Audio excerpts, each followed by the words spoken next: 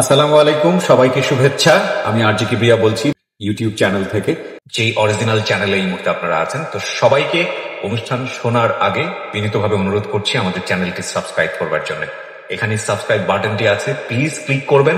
পাশে একটা bell button আছে, বাটনটি অন করে নেবেন। সবার প্রতি রিকোয়েস্ট থাকছে। Thank you very much. প্রিয় শ্রোতা, আপনাদের সবাইকে আমন্ত্রণ জানাচ্ছি জীবন গল্পের আরো একটি এপিসোডে আপনারা সবাই কান পেতেছেন। এবং এই অনুষ্ঠানটি একযোগে আপনারা যারা শুনছেন, বিশেষ করে দেশের বাইরে যারা শুনছেন, তাদের সবাইকে বিশেষভাবে আমন্ত্রণ জানিয়ে শুরু করছি আজকের এই এপিসোডটি। তো অনুষ্ঠানের শুরুতেই আমি বিশেষভাবে আজকে আপনাদেরকে অনুরোধ করব যে এই অনুষ্ঠানের পুরোটা সময় জুড়ে আপনারা আমাদের সঙ্গে থাকবেন। যিনি আমার সঙ্গে রয়েছেন তার সঙ্গে একটু পরিচিত হব। জি, আপনার নাম এবং বয়স, যেসব ফর্মালিটিস হয় আমাদের অনুষ্ঠানে আর কি, কোন জেলায় বসবাস করছেন, এগুলো একটু প্রথমে যদি বলে নিতেন। আসসালামু আলাইকুম রহমতুল্লাহ। আমি পবিত্র আল্লাহর নামে শুরু করছি, যাহার কুদরতি হাতে সমস্ত মানুষের জান। আলহামদুলিল্লাহ। আমার নাম মোহাম্মদ সোহেল মিয়া। আমার গ্রামের বাড়ি নরসিংদী। বয়স 10-12-1983 সালে আপনার জন্ম। আচ্ছা, তো সোহেল ভাই, আপনি আজকে এখানে এসছেন এবং আমি যতদূর জানি যে আপনি মূলত মালয়েশিয়াতে থাকেন। জি।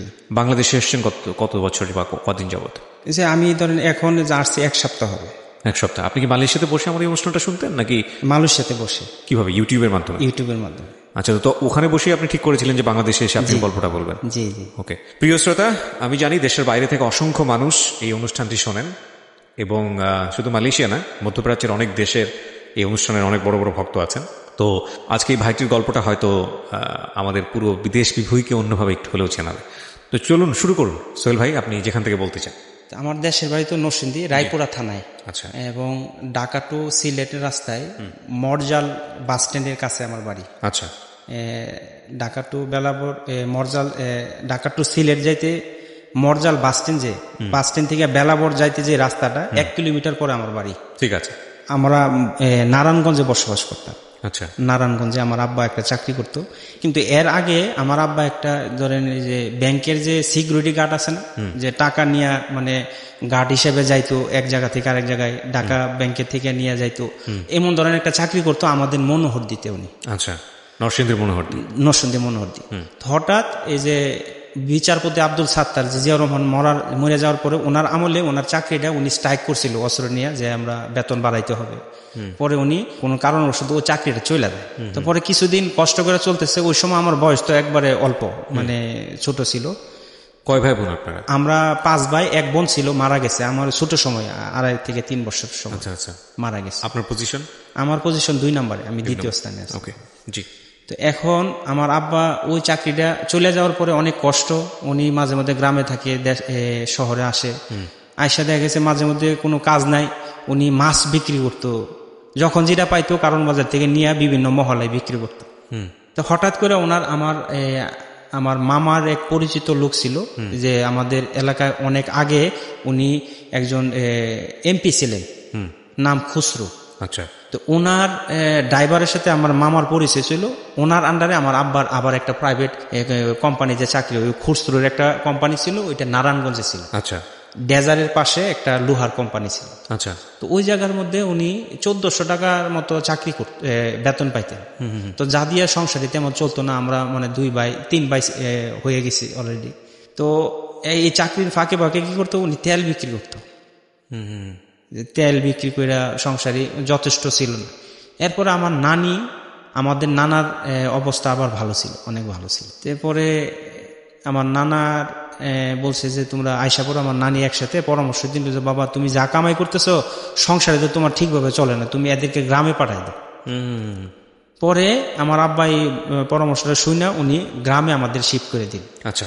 তো উনি যা টাকাই পাইতো এটা দিয়ে টুকটাক আমরা সংসারে চলতো, কিছু আয় হয়েছে, মনে ধরেন 20-25 হাজার টাকার মতো ওনার মানে সেভ হয়েছে। এরপরে কিছুদিন পরে উনি ওই চাকরিটা ছাইড়া দিয়া উনি মালয়েশিয়াতে চলে যায়। আমার আব্বু, আপনার বাবা মালয়েশিয়াতে চলে যায়। তো ওই জায়গার মধ্যে উনি দীর্ঘ 10 বছরের মতো ছিল। 10 বছরের থাকা অবস্থায় আমার বড় ভাই ছিল, ইমিডিয়েট বড়, ওনার নাম সেলিম, ওনারে নিয়ে যায় ওই জায়গায়।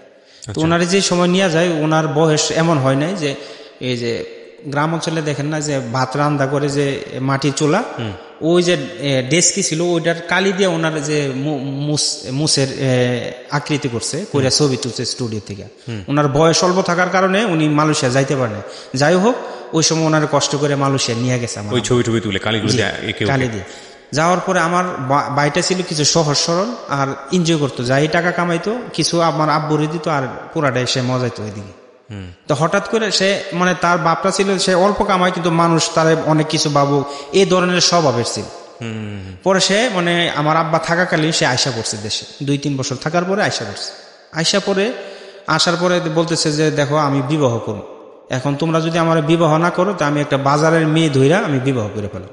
তো আমার বলতেছে আমার তাড়াতাড়ি বিবাহ করাইতে হবে, আমার বড় ভাই বলতেছে। তো আমার আব্বা ওই সময় মালয়েশিয়ায় ছিল। পরে আমার দাদি ছিল, দাদি এরপরে এরা সবাই মিললা পরে একটা ভালো জায়গায় বিবাহ করেছে ভৈরবে। তো ফ্যামিলিটা ভালো ছিল, মানে মুন্সি বংশের ছিল। মেয়েটাও আলহামদুলিল্লাহ ভালো, আমার ভাবি অনেক ভালো মানুষ। তো বিবাহ হওয়ার পরে কিন্তু আমার দাদি যখন আমাদের প্রথম অবস্থায় যখন আমাদের শিফট করলো আমাদের গ্রামে, তো আমার দাদি আমাদেরকে কোনো যে বাগান ছিল বাগানে থেকে কোনো খড়ি বাইনা, আগে তো আমরা খড়ি দিয়ে আমরা রান্না করতে হইতো, ওই যে আগুন জ্বালাইতো যেটা, এটা দিত না। তা আমরা কি করতাম যে আমরা তো কোন রকমে আমার আব্বা সপ্তাহে একবার যাইতো, কিছু টাকা দিয়ে এলে আমরা এগুলি বাজার সাথে করতো চলতাম খুব কষ্ট করে। মাঝে মধ্যে শাকের জন্য ওই যে গ্রাম অঞ্চলে চরের মধ্যে দেখেন না যে বিভিন্ন ভাবে যে শাক হয়, যে বোত্তার শাক যেটা বলে, চিনেন নাকি? খুব ভালো করে চিনি। যে ওই বোত্তার শাক, কচুর শাক এগুলি মাঝে মধ্যে নিয়ে আসতাম। আমাদের তরকারিও ভালো করে টাকা ছিল না, তো অল্প ছিল। থাকার পরে ওই অবস্থা ছিল যখন উনি যে নারায়ণগঞ্জে চাকরিটা করতো ওই সময়ের কথা। তো উনি যে সময় যে 1400 বা 1500 টাকা পাইতো, এটা দিয়ে উনি ওই জায়গায় চলতো, কিছু টাকা আবার দেশে দিত, ওইটাতে যথেষ্ট ছিল না। তো যাই হোক এটা আমি আবার টাইনে নিয়ে আসতেছি। উনি আমাদের গ্রামেও খুব কষ্ট ছিল, তো যে তরকারি ভালো টাকা পয়সা আমরা কামাইতে পারতাম না। পরে মাঝে মধ্যে শাক আনতাম, কেউ যদি আলু তুলতো, চরের মধ্যে আলু তোলে না, তখন বলতো যে তোমরা আলু তুললে কিছু আলু দেয়া দিত। এগুলি দিয়ে আমাদের এই যে সংসারে মোটামুটি আমরা করতাম। আর আমরা খড়ির জন্য যেহেতু আমার দাদি, আমার যে আপন চাচা ওনার ওয়াইফ আবার আমার দাদির ভাইয়ের মেয়ে ছিল। আচ্ছা, তো ওইটা আত্মীয়তার মানে খুব নিকটে ছিল, যার কারণে আমার ওই চাচা আমাদেরকে মানে অনেক কিছু দিত না। খড়ি বলেন, ধান ক্ষেতের যে অংশ ছিল আমাদের ধানের জমি, এগুলি দিত না। তো আমার আব্বা ওইগুলি নিয়ে মাঝে মধ্যে রাগারাগি করতো। যাই হোক, তো পরে যখন এই যে আমরা বাড়িতে যে আমাদের এলাকায় কইলাম আছে না যে লঙ্গি বোনানোর যে ববিন, ওইগুলি লঙ্গি বোনানোর জন্য ববিন তৈরি হইতো। এগুলি আবার আমাদের আম্মা মিল্লা, আমি ওই সময় 6-7 বছর হয়ে গেছি।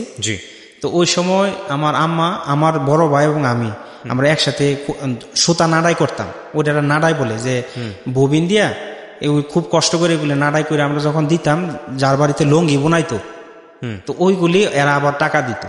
ওই টাকাটা এবং আমরা যে মাঝে মধ্যে আমরা খড়ির জন্য যে রান্না করবো, ওই খড়িটাও আমরা দিত না আমার দাদি। তো আমরা অন্য জায়গা থেকে খড়ি ভাঙে নিতাম, অন্যবার এই যে বাগের যে আমাদের এইদিকে তো ধরেন কাঁঠাল বাগান, ফলের বাগান অনেক বেশি, তো ওদিক থেকে আমরা ফিরি ভাঙে নিয়ে যেতাম। যেগুলি শুকায় গেছে ধরনের লাকড়ি যেটা বলে, এগুলি ভাঙে নিয়ে আসলে মা করতো। আর দিনের বেলা প্রায় সময় আমরা সুতা নাড়ে করতাম। তো গ্রামের মধ্যে দেখা গেছে টুকটাক মানুষের থাকলে আমরা মানে একটা ভোবো করে ছেলে আছে না বাদাম্মা ধরনের, এই ধরনের টুকটাক করতাম, কেউ গাছের ফল খাইতাম করে, এভাবে ছিলাম। তো টুকটাক লেখাপড়া আমি তেমন ভালো করতে পারিনি। তো ওই অবস্থায় আমার আব্বা যখন সংসারটা ভালো চলে না, তখন কিছু টাকা যে আমাদের গ্রামে শিফট করার কারণে আমার আব্বা কিছু টাকা সেভ করতে পারছে, ওইটার লগে মিলাইয়া উনি মালয়েশিয়াতে চলে যায়। তো যে 9-এ পড়ি, তখন আমি কি করছি, তারা দুইজন করে আমাদের অবস্থাটা কিছু পরিবর্তন হলো, যে এরা মানে দুইজনে টাকা দেয় এবং আমার ওই জায়গা থেকে জামা টামা পাঠাতেও ভালো মানে ছিলাম। এবং আমার আম্মার কাছ থেকে আমি লেখাপড়ার নাম কইরা, যেমন খেলার চাঁদা এবং আধার চাঁদ দুইটা করলাম একটাই, ওইটা টাকা করে আমি টাকা নিতাম, নিয়ে এসে আমি স্কুলে মানে যাইতাম। তো বিভিন্ন ভাবে মার কাছে প্রাইভেটের টাকা বলে নিতাম, কিন্তু আমি প্রাইভেট টাইভেট কোনো কিছু করতাম না। তো যাই হোক, আমিও কিছু টাকা এইভাবে মজাইতেছি। এবং মানে বাদাইমা ধরনের গ্রামের ছেলেগুলি আছে না, যেমন আমার শরীরের জামা খুব পরিষ্কার থাকতো, মানে চুল কাটানোর জন্য আমাদের গ্রাম থেকে ভৈরবে চলে যেতাম, মানে অন্য ধরনের একটা মডার্ন। আমার তো পিছনে আর কোনো টান নাই, এখন এরা টাকা পাঠায়, আমরা মাসে খাই, এবং চাউল টাউল এইগুলির জন্য কোনো অভাবে নেই। তো যার কারণে আমি এক সময় দেখা গেছে যেমন যে সালমান স্যার আমল, যে সময় সালমান খান খুব টফি ছিল, ওই সময় জিন্সের প্যান্টের কলম একটা যুগ ছিল, জিন্সের প্যান্ট জিন্সের শার্ট এগুলি ঢাকা থেকে কিনে নিয়ে যেতাম।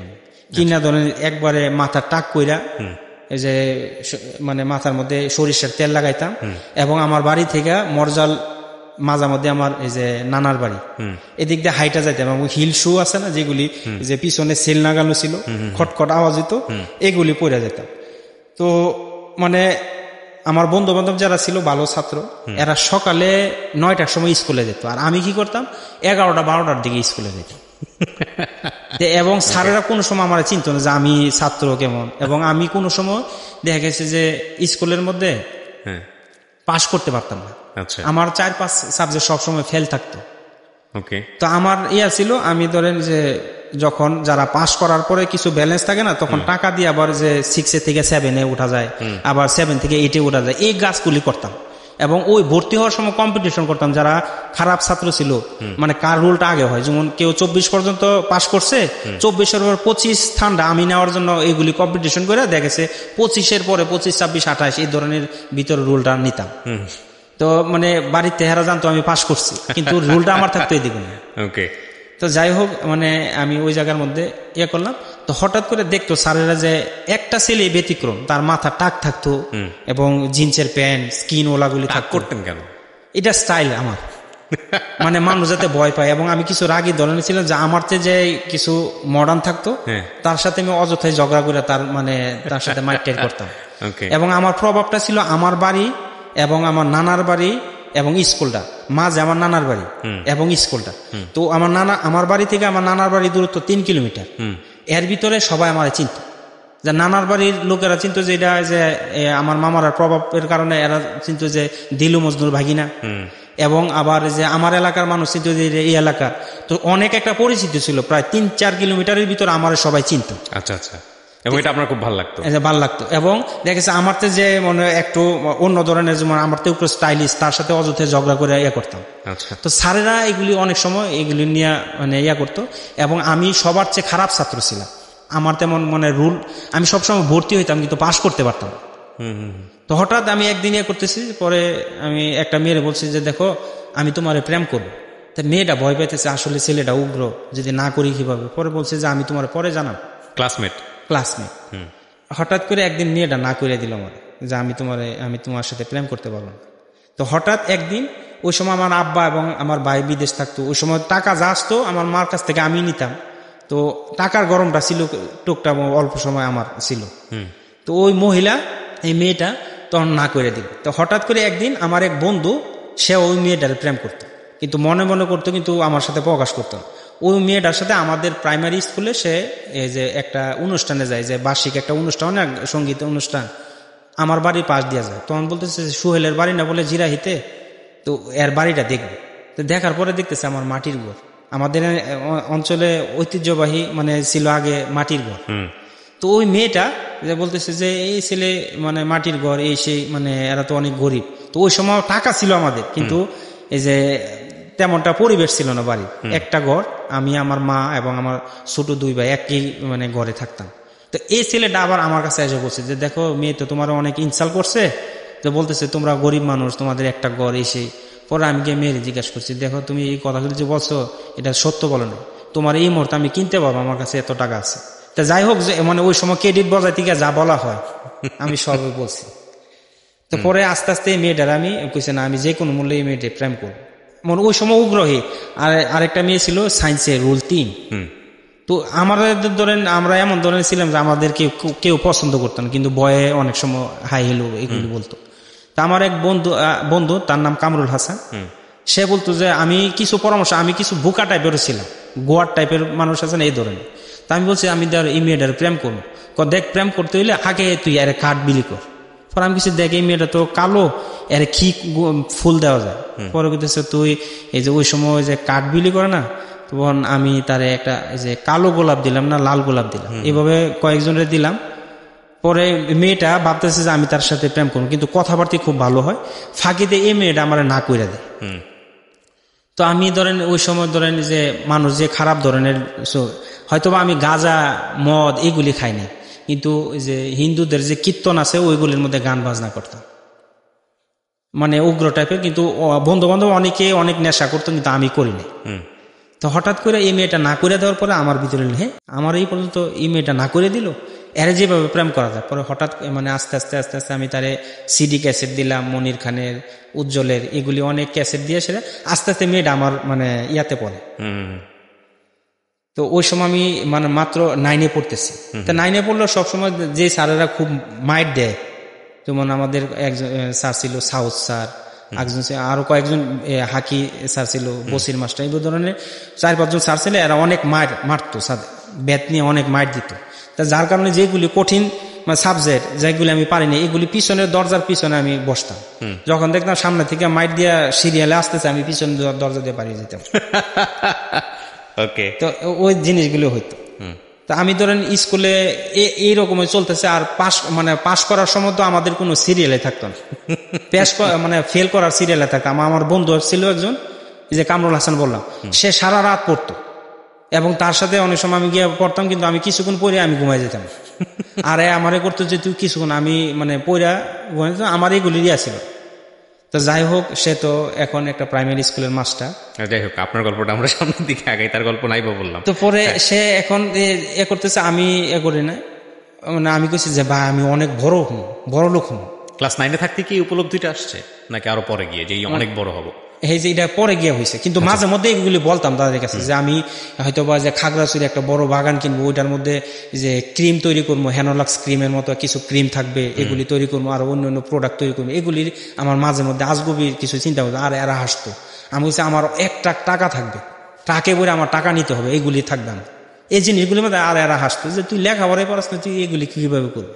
তো মাঝে মধ্যে এই আজগবি চিন্তা ভাবনাগুলো হতো। তারপরে হঠাৎ করে এই মেয়েটা যখন না করে দিল, তখন আমি 9-এ উঠবো। তা আমি টেস্টের আগে এই জিনিসগুলো, একটা অনুষ্ঠান হয় না, বাৎসরিক অনুষ্ঠান, সঙ্গীত অনুষ্ঠান, ওইটার মধ্যে এই যেভাবে আমার কার্যক্রম চলতেছে, তো হঠাৎ করে যে আমি ধরেন আমি একটা কৌতুকের অনুষ্ঠান করব।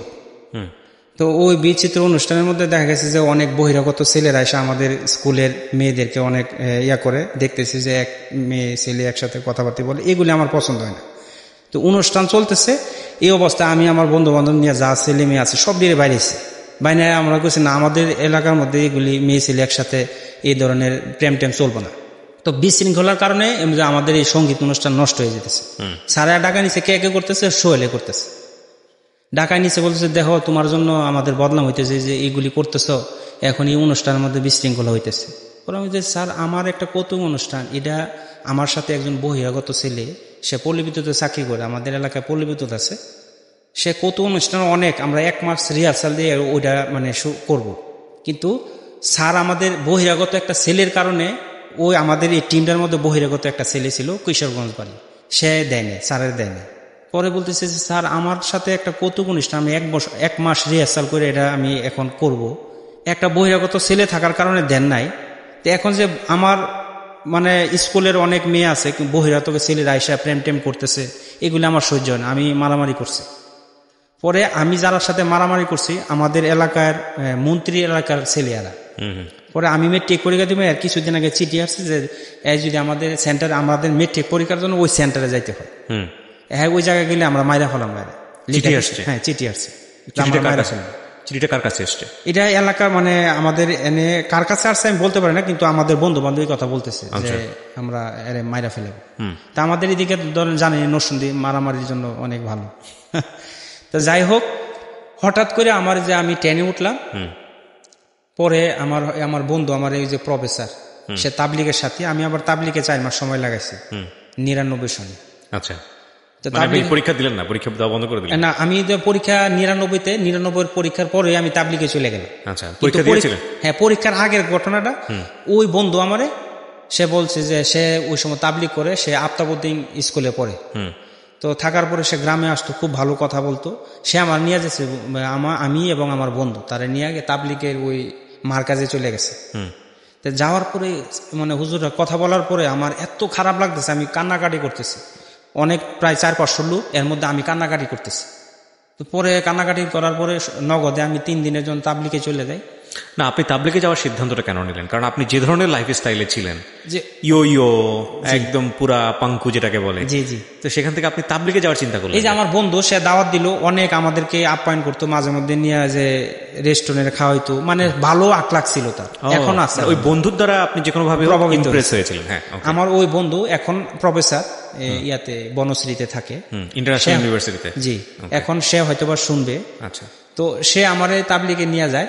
হঠাৎ করে সে একদিন দাওয়াত দেয়, চলো আমরা একসাথে যাবো। আমি আমার ওই যে প্রাইমারি স্কুলের শিক্ষক এবং সে একসাথে আমরা ইয়াতে আমাদের থানা মার্কাজে চলে যায়, তাবলিগ মার্কাজে। আচ্ছা, যাওয়ার পরে এসএসসি পরীক্ষার পরে, এসএসসি পরীক্ষার আগে, আগ মুহূর্তে তখন তো আমি 9 থেকে 10-এ উঠছি, কিন্তু পরে এখনো টেস্ট হয় না, এর আরো 3-4 মাস আগে। আচ্ছা, পরে যাওয়ার পরে এদের কথাবার্তা শুনে আমি নগদে 3 দিনের জন্য তাবলিগে চলে গেলাম।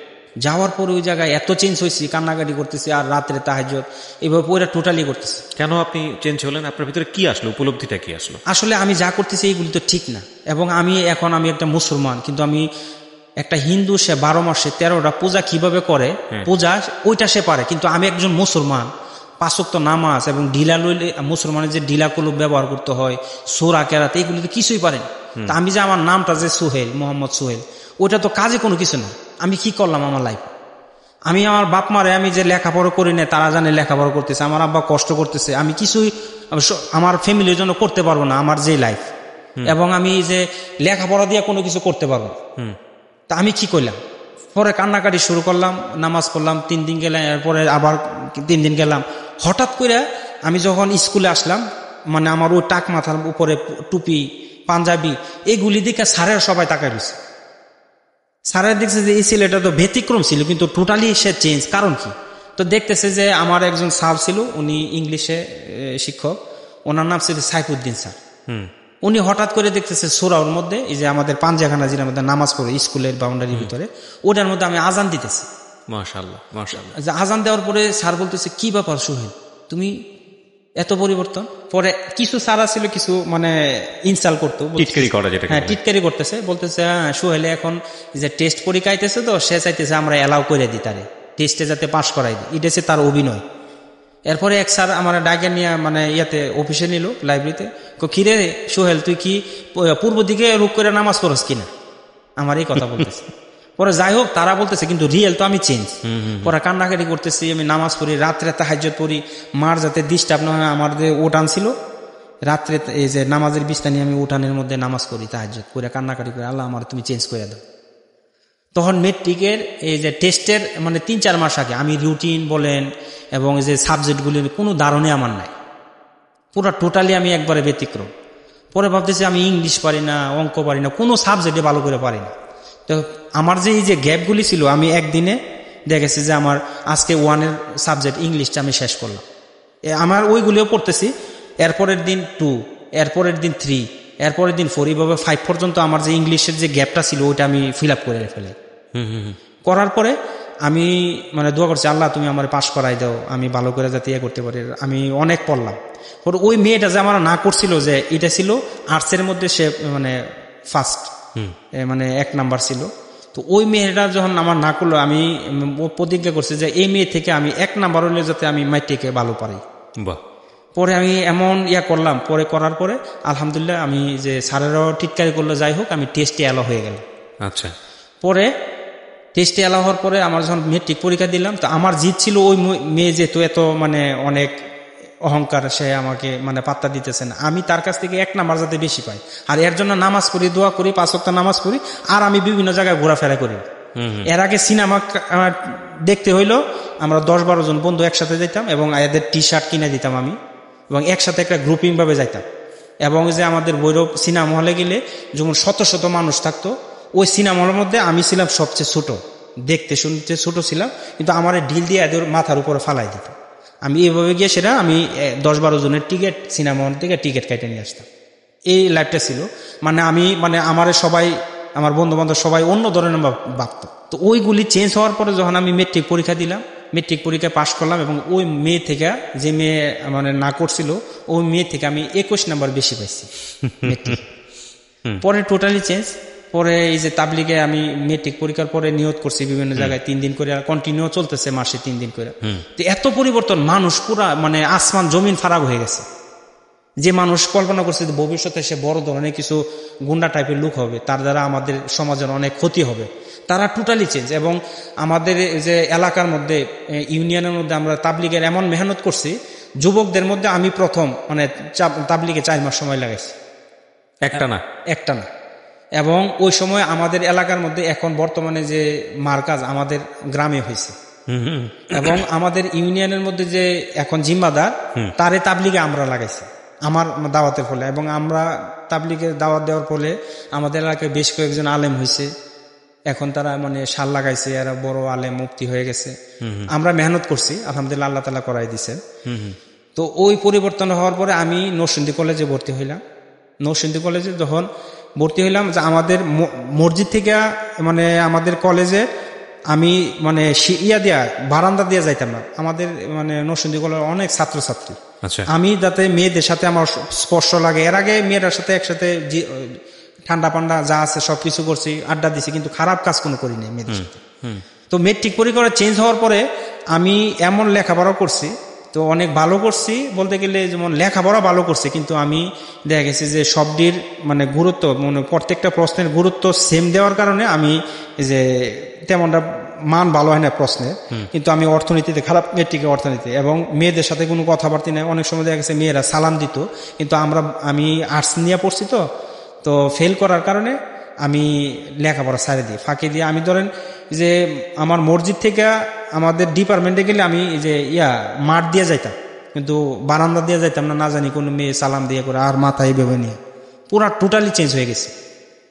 তখন আমি ওই জায়গায় ফেল করার পরে হঠাৎ করে আমার আব্বা এই যে বিবাহ করাইলাম ফাঁকি দিয়ে, যে আমার ভাই মানে কর্মকাণ্ড বলতেছে, কিছু টাকা আমাদের অ্যাকাউন্টে জমা ছিল আমার আম্মু, সে রাগারাগি করতেছে, তুমি এ করো সে করো। আমার আব্বার বেশ টাকা খরচ করে ফেলে আমরা, আমাদের আব্বার কোনো সংসারতে ব্যালেন্স থাকে না, 1-1.5 লাখ বা এমন ধরনের টাকা থাকে।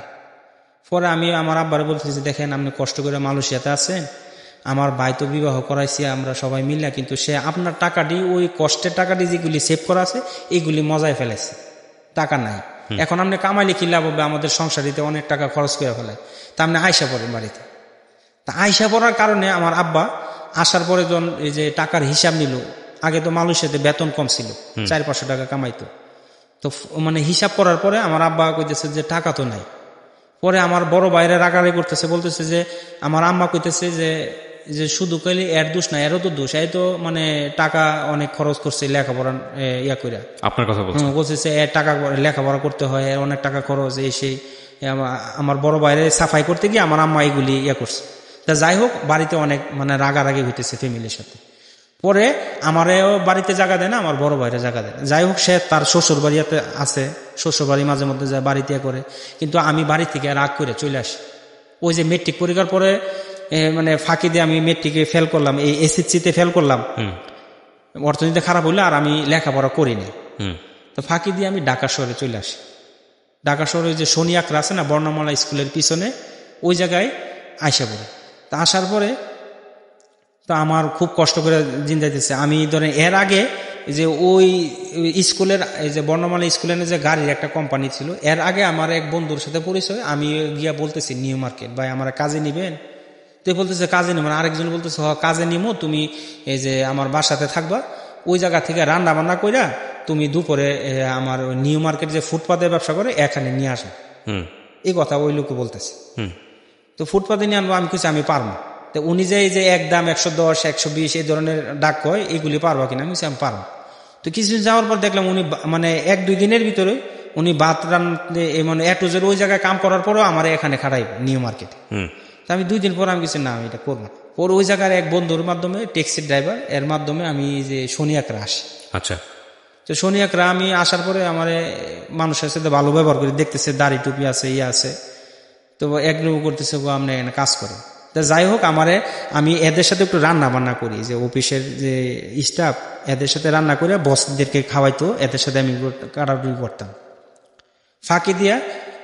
পরে দেখতেছে নামাজ পড়তেছে অনেকে, মানে অফিস স্টাফেরা ভালো মনে করতেছে। যাই হোক, পরে একটা লোক ছিল, সে এই যে 250 গাড়ি ছিল, আগে কালো গাড়িগুলি ছিল না ট্যাক্সি ক্যাবের গাড়িরই, ওইটার মানে ফিল্ড সুপারভাইজার তারই কোনো কারণবশত বসেরা বাইর করে দিছে। আচ্ছা, পরে ভাবতেছে এই ছেলেটা যেহেতু ভালো, সে আমাদের একটু রান্না বান্না করে দেয়, আমার এক বন্ধুর সাথে আমি রান্না করে খাওয়াই, এবং সে অফিসটা, কিন্তু আমি কিছু না, আমার ওই লোকটা একটু হেল্প করছে যে তার সাথে আমি থাকতে পারি। তো মানে রান্না করে আমি এর সাথে রান্না করি, যাই হোক বসের নজরেও পড়ছে। পড়ার পরে কইতেছে দেখো তুমি কি চাকরি করবো? আমি কিছু হ্যাঁ করবো। তাহলে তুমি হচ্ছে ফিল্ড সুপারভাইজার, যে এখানে 250 ড্রাইভার, এরা তো ধরেন বিভিন্ন শহরে বিভিন্ন অন্যায়ের কারণে সার্জেন্টে কেস দেয় না, কেউ লাইসেন্স নাই, কেউ রং পার্কিং এসব কেস দেয়, তুমি ওইগুলি ভাঙাইবা আমার বলতেছে উনি। তো আমি কি করি যে রাত্রে আমি গাড়ি ওয়াশ করি ওই ওয়ার্কশপে, এবং যে দিনের বেলা করি গাড়ি ওয়ার্কশপ করি, গাড়ি ক্লিন করি। এরা 10 টাকা করে। কি গাড়ি এগুলি ট্যাক্সিকে। আচ্ছা, ওই যে সুজুকি মারুতি গাড়িগুলি ছিল না। কত সালের গল্প এটা? 2002 সাল। আচ্ছা, 17 বছর আগে। 17। যে ওই সময় আমি বাড়ি থেকে যে মেট্রিক পরীক্ষার পরে এসএসসি ফেল করার পরে আইসা পড়লাম ঢাকায়। পরে আমি গাড়ি করতেছি, হঠাৎ করে গাড়ি রাত্রে 2, কিন্তু কাজ নাই আমার, আমি ওই চাকরি ছিল না, কিন্তু গাড়ি ওয়াশ করি এবং দেখতেছি যে ওই মেসেজ মাঝে মধ্যে বসেরা নিয়ে খাবার দেই। পরে উনি বলতেছে এই যে লোকটা যেহেতু গেছে এর এই কাজে দাও। পরে যাই হোক টুকটাক আমি রাত্রে হয়েছে, আমার কাজ হয়েছে যখন কোনো ড্রাইভার ওই গ্যারেজে গাড়ি ঢুকায় তখন তার 5টা কাগজ চেক করি, টেস্ট টোকেন, এরপর রুট পারমিট, এগুলি 5টা কাগজ আছে কিনা। যদি না থাকে তো সার্জেন্টে যদি রাখা দেয় একটা কেস স্লিপ দিয়ে দেয়, ওইটা চেক করলে ওই মানে লোকের যে ড্রাইভার তার জামানত আছে 3000 বা 5000 টাকা, ওই জায়গা থেকে যদি সে ওই তারিখ অনুযায়ী যেমন 30 তারিখের ভিতরে কেসটার টাকাটা দিতে হবে, যদি সে না দেয় তার ওই যে ডাউন পেমেন্ট থেকে আমরা কাইটা দিই, এভাবে করি।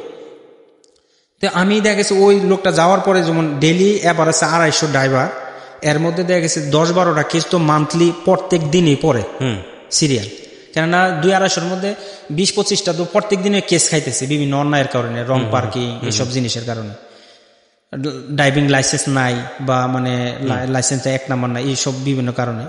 তো ডেলি এভারেজে 10-12টা কেস আমার ভাঙাইতে হয়।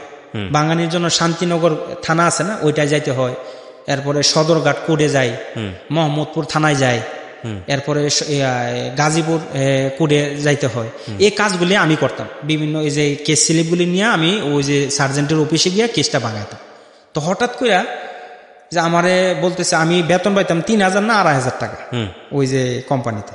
তো সার্জেন্টে বলতেছে এই বাবা তুমি আসো দিবে, তো তুমি ডেলি কেস স্লিপ নিয়ে আসো, তুমি কি চাকরি করো? আমি বলছি হ্যাঁ, আমি ইউনাইটেড ক্যাব লিমিটেড একটা কোম্পানি আছে ওইটাতে চাকরি করি। পরে এই কেস স্লিপটি তুমি আমার কাছে নিয়ে আসো, আমি তোমার এটি ডিসকাউন্টে বাঙাই দেব।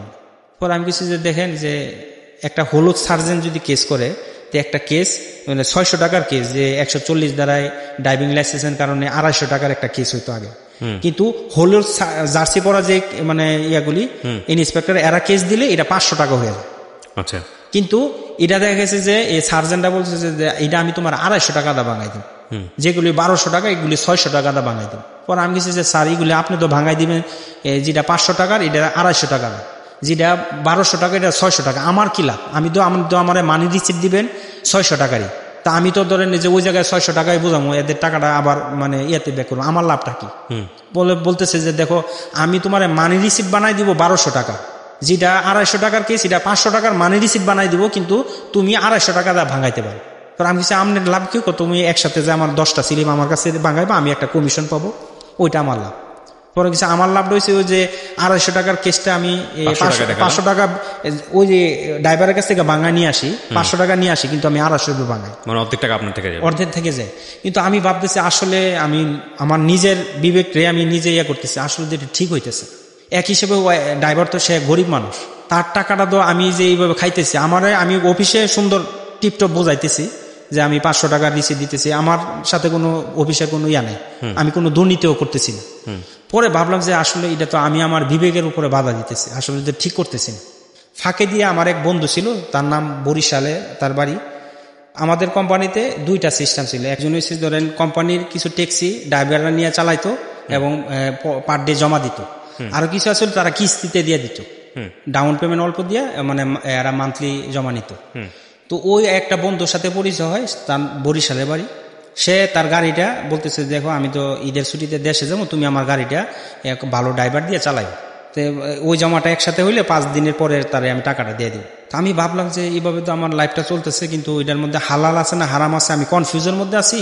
তো ফাঁকিতে আমি সাহস করে মতিঝিল থেকে একটা শার্ট কিনলাম, এই যে ইয়ার মধ্যে যে সবুজ, এই যে আপনার 90.4 এই কালারে একটা শার্ট কিনলাম, আর এটা ইউনিফর্ম, আর একটা নেভি ব্লু এই যে প্যান্ট কিনলাম। কিনে সেটা ওই যে 5 দিন আমার আবার যে অফিস থেকে ছুটি দিল, ঈদের ছুটি, আমি ঈদের ছুটিতে দেশে যাইনি। এই 5 দিন আমি ট্যাক্সি চালাইলাম। তো প্রথম দিন আমি 3300 টাকা কামাইলাম 2000-এ। তো পরে ভাবলাম যে আল্লাহ আমার যে সৎভাবে আল্লাহ তাআলা এর চেয়ে ভালো দিতেছে। ওইটা এবার আছে যে 1000 খানিক বা 1200 2000 আমার হয়েছে, কিন্তু এর চেয়ে ভালো তো আমার আল্লাহ রাখছে। এরপরের দিন আবার এই যে জমা দিলাম 700 750 তেলের খরচগুলো 750, এরপরেও আমার 1200 টাকা সিক হইল। এরপরে যেহেতু আমরা পরিচিত মুখ, আমরা স্টাফ হয়েছে ধরেন 5-7 জন, কিন্তু ড্রাইভার তো 200-250। এরা আমার এই যে বিভিন্ন জায়গায় অলিতে গুলিতে আমি চালাইতেছি ড্রাইভিং। ওই যে রাত্রে গাড়ি ওয়াশ করতাম, ওই সময় আমি আস্তে আস্তে ড্রাইভিংটা শিখানি। ওই যে রাত্রে ওয়াশ করতাম, এক বন্ধু আমার গাড়ি দিত যে তুমি নিয়ে গাড়ি পার্কিং এর ঢুকায় নিয়ে আসো, ওইটা করতাম। পরে ফাঁকি দিয়ে আমাদের ওই যে এই জায়গায় ডিপার্টমেন্ট একটা ছিল যে ড্রাইভিং ট্রেনিং স্কুল, ওইটা আমি ফাঁকি দিয়ে কইরা ফেলাই। পরে ওই বন্ধুর গাড়িটা যখন চালায় আমার ভরসা হয়েছিল হ্যাঁ আমি এখন ইয়া করবো, তখন আমার অফিসটা বলছে কি ব্যাপার সোহেল তুমি কি দেশে যাও না? আমি কিছু না, আমি তো দেশে যাইনি। বললো কি করতেছো তুমি? বলে গাড়ি চালাইতেছো, তুমি তাড়াতাড়ি অফিস আসো। এরপরের দিন গেলাম, যাওয়ার বলতে তুমি সত্যি করে বল তুমি কি গাড়ি চালাইছো? আমাদের নিয়ম ছিল যারা স্টাফ এরা গাড়ি চালাইতে পারবে না, গাড়ি ধরতেও পারবে না। তা আমি কিছু হ্যাঁ আমি গাড়ি চালাইছি। কেন করছো? তোমার তো চাকরি নেই। আমি কিছু ঠিক আছে স্যার আমার চাকরি নেই, আমি চাকরি করবো না। পরে আমার এক বন্ধুর সংসদ ভবনের এনে থাকতো, পরে ওনার একটা গাড়ি কিছুদিন চালাইলাম। ফাঁকে দিয়ে আমার একটা স্বপ্ন ছিল এর আগে যে আমি অনেক বড় কিছু হব। তো আমি কার রেফারেন্সে যে আমি কিছু হইতে পারি? আমার ইটালি, আমাদের এলাকায় কোনো মানুষ ইটালি গেলে তার বোনের বিবাহ করার জন্য প্রস্তাব দিতে আমি করতাম, কিন্তু কেউ রাজি হতো না। তো এইভাবে সব মিলে আমি হঠাৎ করে আমি বলছি যে আমি সাইপাস চলে যাব, আমার আব্বারে বলছি। তো আমার এই যে বড় চাচার ছোট ছেলে সে সাইপাস থাকে, তো ওই জায়গা থেকে ইউরোপে বিভিন্ন দেশে ঢুকবো, এটা আমার টার্গেট ছিল। পরে হঠাৎ করে আমার আব্বা যে ওই জায়গা থেকে ভিসাও আসছে, কিছু টাকা 60,000-এর মতো মার গেছে। আমার আব্বা বলতেছে তুমি তো অলস, তুমি তো বাদাম্মা ধরনের ছেলে, তুমি তো এগুলো পারবা না। তোমার দিয়ে আমরা যে তোমার বড় বাইরে এত রিস্ক নিলাম, সে আয়সা বললো আমার টাকা পয়সা মজাইলো, তুমিও লাস্ট মুহূর্তে লেখাপড়া কিছু করলা না, এখন তোমার দিয়ে আমি রিস্ক করতে পারবো না, তুমি এটা করো না। পরে তুমি একটা কাজ করো, তোমার এই ভিসার জন্য আমি এই রিস্কটা নিতে পারবো না, 4 লাখ টাকার মতো লাগে। পরে আমি কি করছি, আচ্ছা ঠিক আছে, রাগ করে আবার ইয়াতে ঢাকা আয়সা করলাম। তো পরে আমি কেছি যে আমি আমার একটা চান্স দিল না, আমার টাকা পয়সা, আমার উদ্যম ছিল আমি জীবনে অনেক কিছু বড় কিছু হইয়া দেখাবো, কিন্তু আমার চান্সটা আমি পাই নাই। এরা বিশ্বাস হারাই ফেলেছে যে আমি তো কিছু কাজ করি না আমার লাইফে। পরে যাই হোক ঢাকা এসে আবার ট্যাক্সি চালাইলাম। তো ফাঁকে দিয়ে আমার আব্বা বলতেছে দেখো তুমি ট্যাক্সি চালাইতেছো, তুমি ট্যাক্সি চালাই ট্যাক্সির ড্রাইভারের কাছে তো কোনো ভালো মেয়ে বিয়া দেয় না, তুমি এটা চালাইও না। পরে আবার আমার চাচারা সবাই মিলে আমার একটা ছোটখাটো মিটিং হলো বাড়িতে, যে বাবা তুমি একটা কাজ করো, তুমি সৌদি আরব চলে যাও, সৌদি আরব থেকে তুমি যা টাকা কামাবে এই টাকা থেকে তুমি বিভিন্ন ইউরোপে চলে যাও। পরে সৌদি আরব গেলাম আমি। সৌদি আরবে গেলেন কিভাবে? সৌদি আরবে যে আমার আব্বারা এরপরে আবার ইনভেস্ট করে সৌদি আরবে পাঠাইলো, কিন্তু এর আগে আমি যে আমার এখানে একটা কাহিনী আমি বাদ পড়ে গেল। তো আমি সৌদি আরব কিভাবে গেলাম, ওই ট্যাক্সি কোম্পানি থাকা অবস্থায় আমি এই যে চাকরি সাইডে দিয়া ওই যে কিছুদিন ড্রাইভিং করলাম, ড্রাইভিং এর পরে আবার সৌদি আরবে চলে গেলাম। আচ্ছা, কিন্তু এর আগে আমি যখন এই যে ড্রাইভিং করতাম এর মধ্যে একটা জিনিস পড়ে রয়েছে। তো আমি যখন গ্রাম থেকে শহরে এই যে আমার শনিয়াকড়া আসবো, তো ওই সময় একটা রাত্রে আমি বাসে আসছি, আসার পরে আমাদের ওই যে মাছের ব্যবসায়ী যে হিন্দু, এদেরকে খারাপ ব্যবহার করতেছে, আমার সাথে খারাপ ব্যবহার করতেছে। পরে এদেরকে প্রচুর মার দিলাম আমি। যাত্রাবাড়িতে আসলে আপনাকে ধরবে, তারপর হ্যাঁ ধরবে। যাত্রাবাড়ি আসার পরে সমস্ত যাত্রী নামে গেল, আমি আমার হঠাৎ করে যে আল্লাহ তাআলা আমার একটা সেন্স দিল যে দেখ তুই এখান থেকে সরে যা, তোর অনেক প্রবলেম হবে। পরে আমি যেন উপরে যে একটা দরজা এটা ফাঁক করে আমি ফাল দিয়ে পড়লাম। পরে সবাই চুর চুর করে ডাক দিল। পরে আমার পিছনে মনে হয় 100-150 লোক আমার দৌড়াইতেছে যাত্রাবাড়ি বিভিন্ন জায়গায়।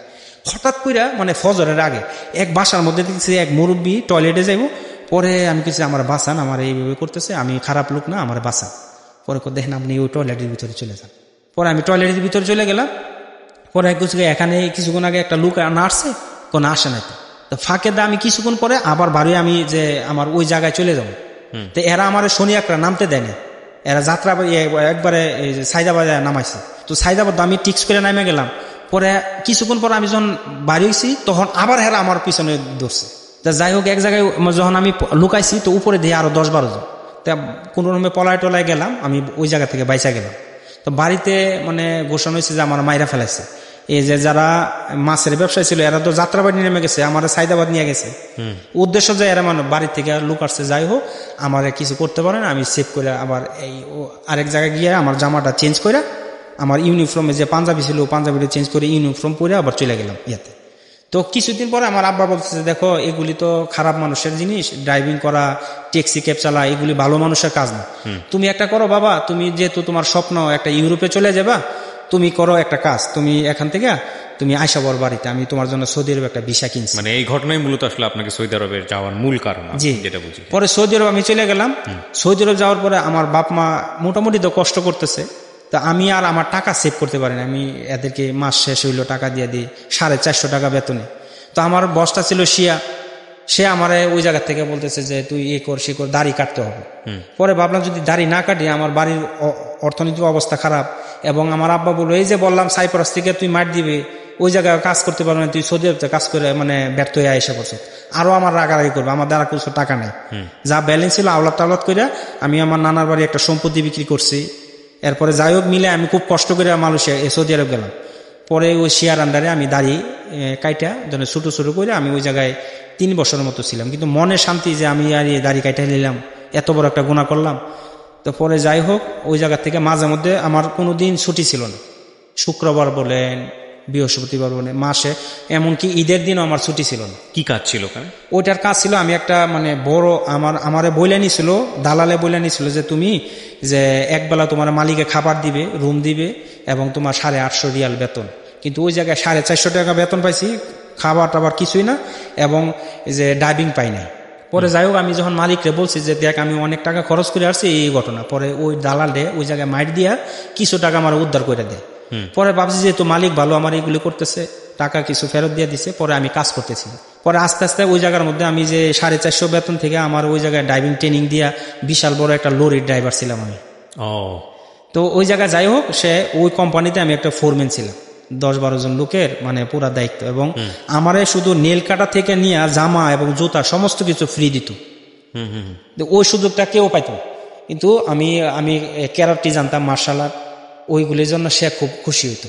পরে যাই হোক ওই জায়গা থেকে আস্তে আস্তে আমার মানে আমি কোনো ছুটি না থাকার কারণে আমি এই যে আমার কাজটা ছিল একটা বড় লরি দিয়া মাল নিতাম, ওই যে রেডিমেড গার্মেন্টস আইটেমের মালগুলি আছে না, ওইগুলি নিয়ে 2.5 টন মাল প্রত্যেক দিন আমরা ঢালতাম, লোয়া লস্কর ডালিয়া। পরে নতুন দোকান সাজাইতাম, দোকান সাজানোর পরে এগুলি আবার ক্লোজ করে আবার রাত্রে এসে পড়তাম, দুপুরের দিকে যাইতাম আবার রাত্রে আসতাম। এগুলি আমার সারা জীবন কাজ ছিল, এই যে 5-7 বছরের মতো এটা ছিল ইয়া।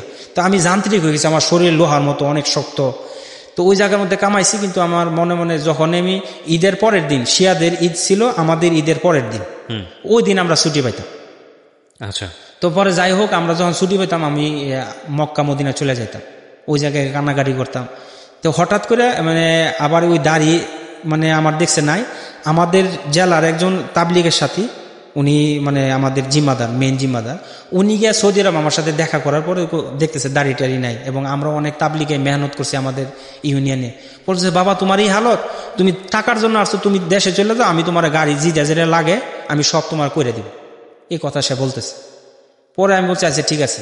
পরে তোমার আমার একটা ওসিয়ত, তুমি যখন আবার বাংলাদেশে যাইবা তুমি বাড়িতে জানাইবা না, তুমি সরাসরি কাকরালে তোমার ওই যে বেডিং পত্র সামানা এগুলি রাইখা আগে তাবলিগে 40 দিন সময় লাগাবে, 40 দিন লাগানোর পরে তোমার বাপ মারে বলবা, এর ভিতরে আমি তোমার জন্য মেয়ে রেডি করবো, সবকিছু করবো, এগুলি বলছে।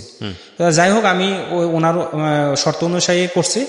আমার ওই জামাতে একজন সচিব ছিল, সংস্থাপন মন্ত্রণালয়ের সচিব। তো উনি দেখে সেটা বলতেছে এই অবস্থা, পরে বলতেছে যে তুমি বিবাহ করবে, এসে আমার হালত বললাম। পরে তুমি আবার ওই দেশে আবার যাবে, আমার নেই ছিল এই 3 বছর পরে আর মানুষে যাবো না এই আছে সৌদি আরব। পরে হচ্ছে তুমি আবার যাবে। পরে যাওয়ার পরে আমি দাঁড়িয়ে রাখার পরে আমি মেয়েদের সাথে বেচা কিনা ছিল আমার, ওই যে বিভিন্ন ধরনের মেলার মতো, এই মেলার মধ্যে মেয়েদের সাথে আমার ব্যবসা ছিল, কাপড় বিক্রি করতো, কিন্তু ফেস টু ফেস মেয়েদের সাথে আমার ইয়া ছিল, কাস্টমার ছিল আমার সব মেয়ে। তো আমার ইমান আলত নষ্ট হওয়ার কারণে আমি আর যাইতাম না, আমি ড্রাইভিং করতাম, কিন্তু গিয়ে সেটা দোকান সাজাইয়া দেওয়ার পরে যারা আমার জুনিয়র স্টাফ ছিল এরা দিতেন তোমরা বেচা কিনা করো। তো বসের এটা আবার মানে নারাজ ছিল। বসে আমার বলছে যে এই যে এ করে, পরে আমার আরো বেতন কমাই দেয়। পরে ওই লোকগুলি আমার অর্ডার দিতে থাকে, যে আমার যারা জুনিয়র ছিল এরা। পরে আমি লাস্টে আবার দাড়ি কাটা আবার কিছুদিন ছিলাম। পরে আবার সৌদি আরব ওই যে মক্কা গিয়ে সেটা কান্নাকাটি করছে, আল্লাহ আমার এই হালতে আমি থাকলে আমার লাইফ নষ্ট হয়ে যাবে, আল্লাহ তুমি আমার এই জায়গা থেকে রিজিক তুলে নাও। কাবা শরীফে হাত দিয়ে যখন দোয়া করছি, কিছুদিন পরে আমি বলছি যে আমি হজে যাবো। তা আমার বসে টের পাইছে যদি সে একবার হজ করে তাহলে আর আমার বাংলাদেশে যাইলে আর আসবে না। পরে হজ করতে দেয়নি। তো পরে আমি 5 বারের মতো উমরা হজ করছি, কিন্তু বড় হজ করতে পারিনি। পরে যেহেতু সে দেয় নাই, পরে বাংলাদেশে আইসা আমার ওই পাসপোর্টটা আমি ফেরত দিছি। মানে 3 বছর পরে বাংলাদেশে যাই বিবাহ করছি। করার পরে আবার বাংলাদেশ থেকে ওই যে দেশে ওই যে তাবলিগে সময় লাগাই গেলাম, যাওয়ার পরে আবার এই যে এই হালতের কারণে আয়সা করছি। টোটাল মিলে 7 বছর ছিলাম সৌদি আরব। তো পরে যখন আয়সা করছি, আমি পাসপোর্ট ফেরত দেওয়ার পরে বলতেছে যে দেখো সোহেল তুমি আসো, তোমার আমি কমিশন দিব, 10% শেয়ার লাগবে, তুমি আয়সা করো। আমি বলছি না, আমি আর যাবো না। তো ওই যে কিছু টাকা জমায় নিয়ে আসছিলাম, ওই টাকা জমায় নিয়ে পরে আমাদের শহরে একটা ছোট মানে দোকান, আমার এক বন্ধু বলছে তুমি আয়সা পড়ো। তো উনি আবার সৌদি আরবের একজন ব্যবসায়ী ছিল। তো উনার বন্ধু ওই যে প্রফেসর, এই যে আমার তাবলিগে লাগাইছে, তাদের গুলশানে একটা ইন্টারনেটের যে ট্রেনিং দেওয়া হয়তো ওইটার অফিস ছিল। তো উনি বলছে তোমাদের উপর আমরা ইনভেস্ট করবো, তুমি দেশে চলে যাও। ওই সৌদি আরবে এর চাচতো ফুফাতো ভাই ছিল, নাম হয়েছে লিটন।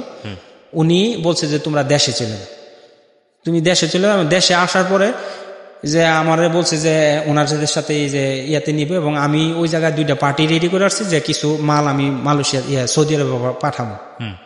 তো যাই হোক, মানে ওই জায়গায় পাঠানোর পরে তো উনি আবার কিছুদিন আমার ওনার সাথে রাখা, আমার তো চিন্তা মান্থলি আমার দেশে আমার টাকা দিতে হয় বাপ মারে, আমি বিবাহ করছি।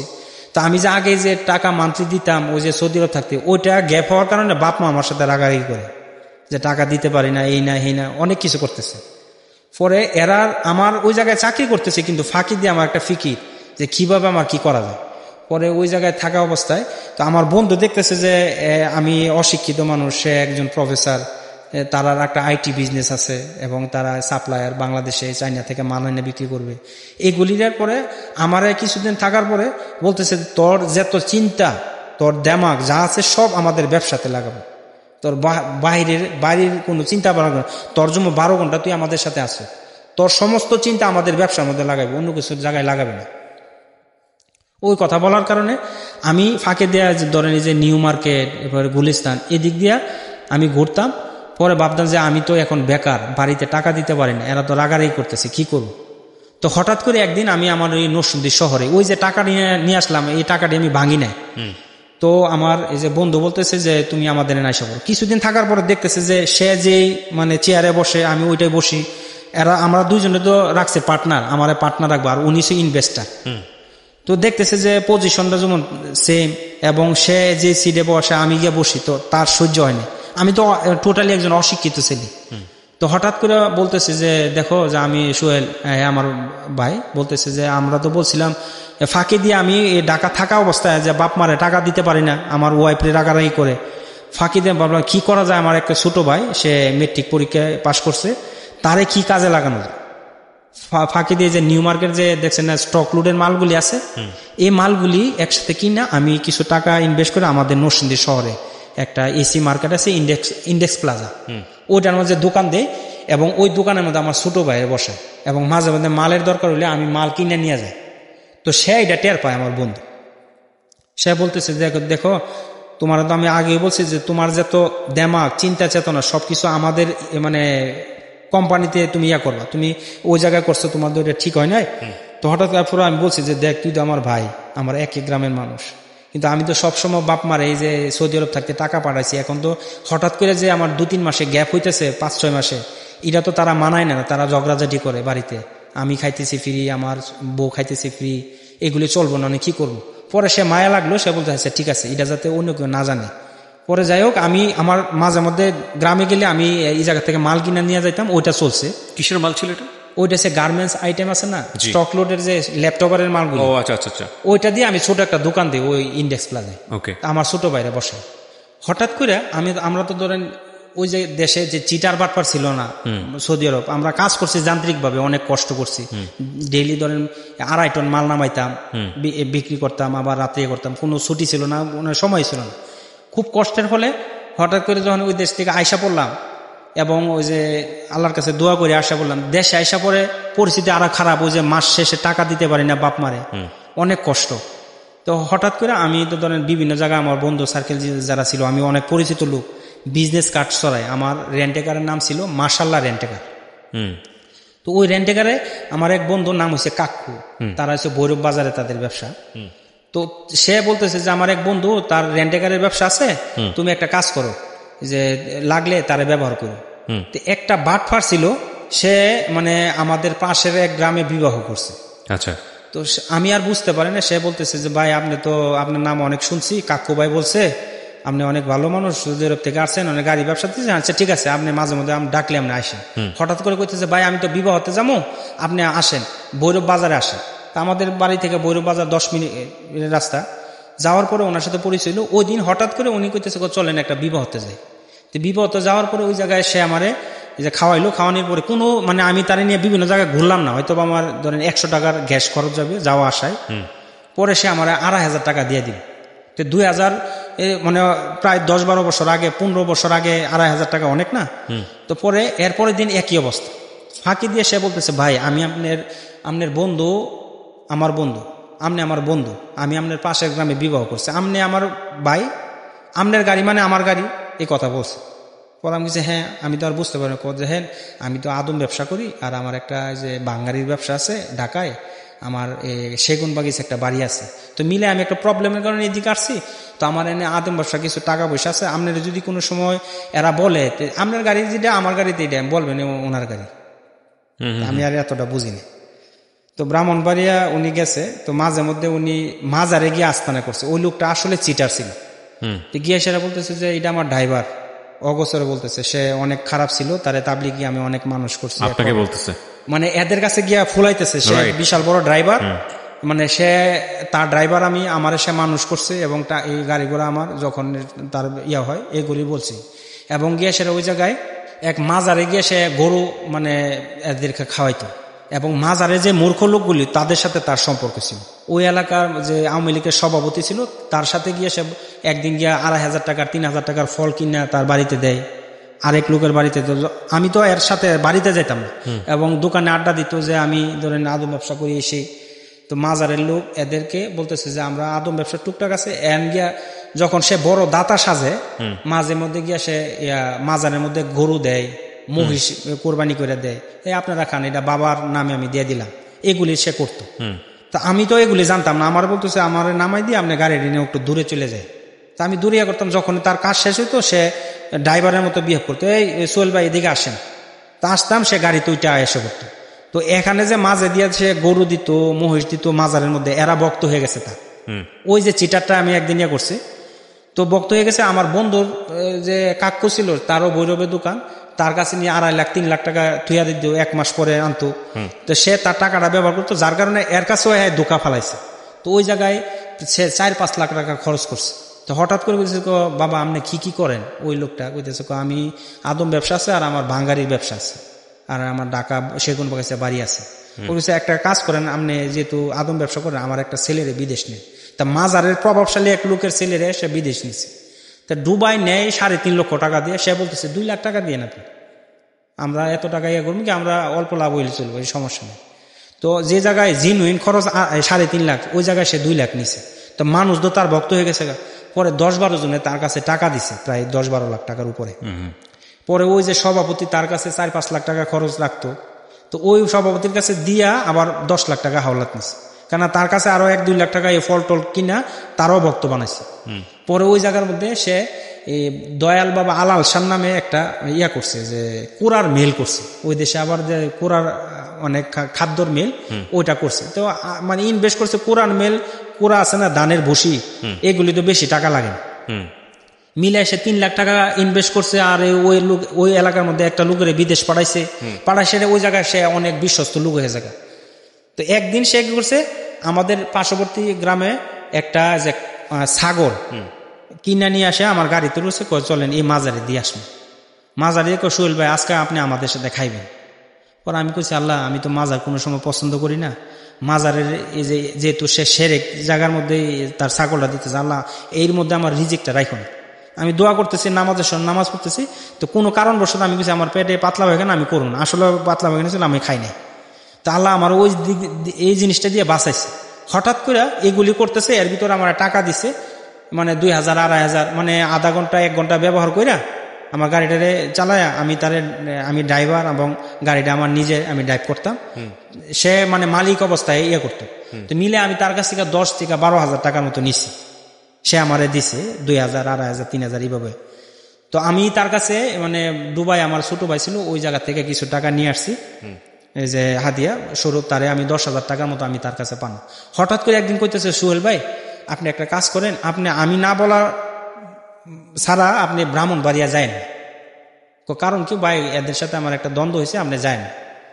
তো আমার হঠাৎ করে ওই যে এদের নিয়ে যাইতাম এবং মাঝে মধ্যে আমি দূরে গাড়ি পার্ক করতাম, এদের সাথে কাজকর্ম করার পরে আমার বলতো, সোহেল ভাই আসেন চলে যাবো। তখন এক লোকে আমার জিজ্ঞেস, ভাই যে আপনার বাড়ি কোথায়? আমি আমার ঠিকানা বলছি যে ভাই আমার বাড়ি তো মরজালে, নরসিংদী মরজাল। আচ্ছা ঠিক আছে, এতটুকু আর চান্স পায় না, সে আয়সা পড়ছে। পরে হঠাৎ করে যে তার কাছে 20-25 লাখ টাকা, মানে 20 লাখের মতো এমন ধরনের টাকা সে নিয়ে উদা হয়ে গেছে। একদিন সে আমার এই উপকারটা করছে, ভাই আপনি ওই এলাকাতে যায় না, আমি না বলা পর্যন্ত। এরা এই টাকার সুখে মরজাল আয়সা বলতেছে, সুহেল নামে একটা লোক চিনেন? চিনে। এই লোকটার আমার দরকার। গিয়ে সেটা বলতেছে যে ভাই আপনার ওই লোক কোথায়? আওয়ামী লীগের এরা ছিল, ওই এলাকার আওয়ামী লীগের সভাপতি, আমাদের এলাকার আওয়ামী লীগের লোকদের সাথে এরা আবার খুব আন্ডারস্ট্যান্ড। পরে বলার পর কিছু এই লোকটা তো যে এরা ধরতে হবে, বলতেছে যে সাগর নামে এরা চিনেন? কোথায়? আমি কিছু জানি না, এর তো আমি টিপ নিয়ে গেছি। তো আপনি এর সাথে জড়িত, মানে এরে ধরতে গিয়ে আমার বলতেছে যে এরে ধরলে হারে পাওয়া যাবে।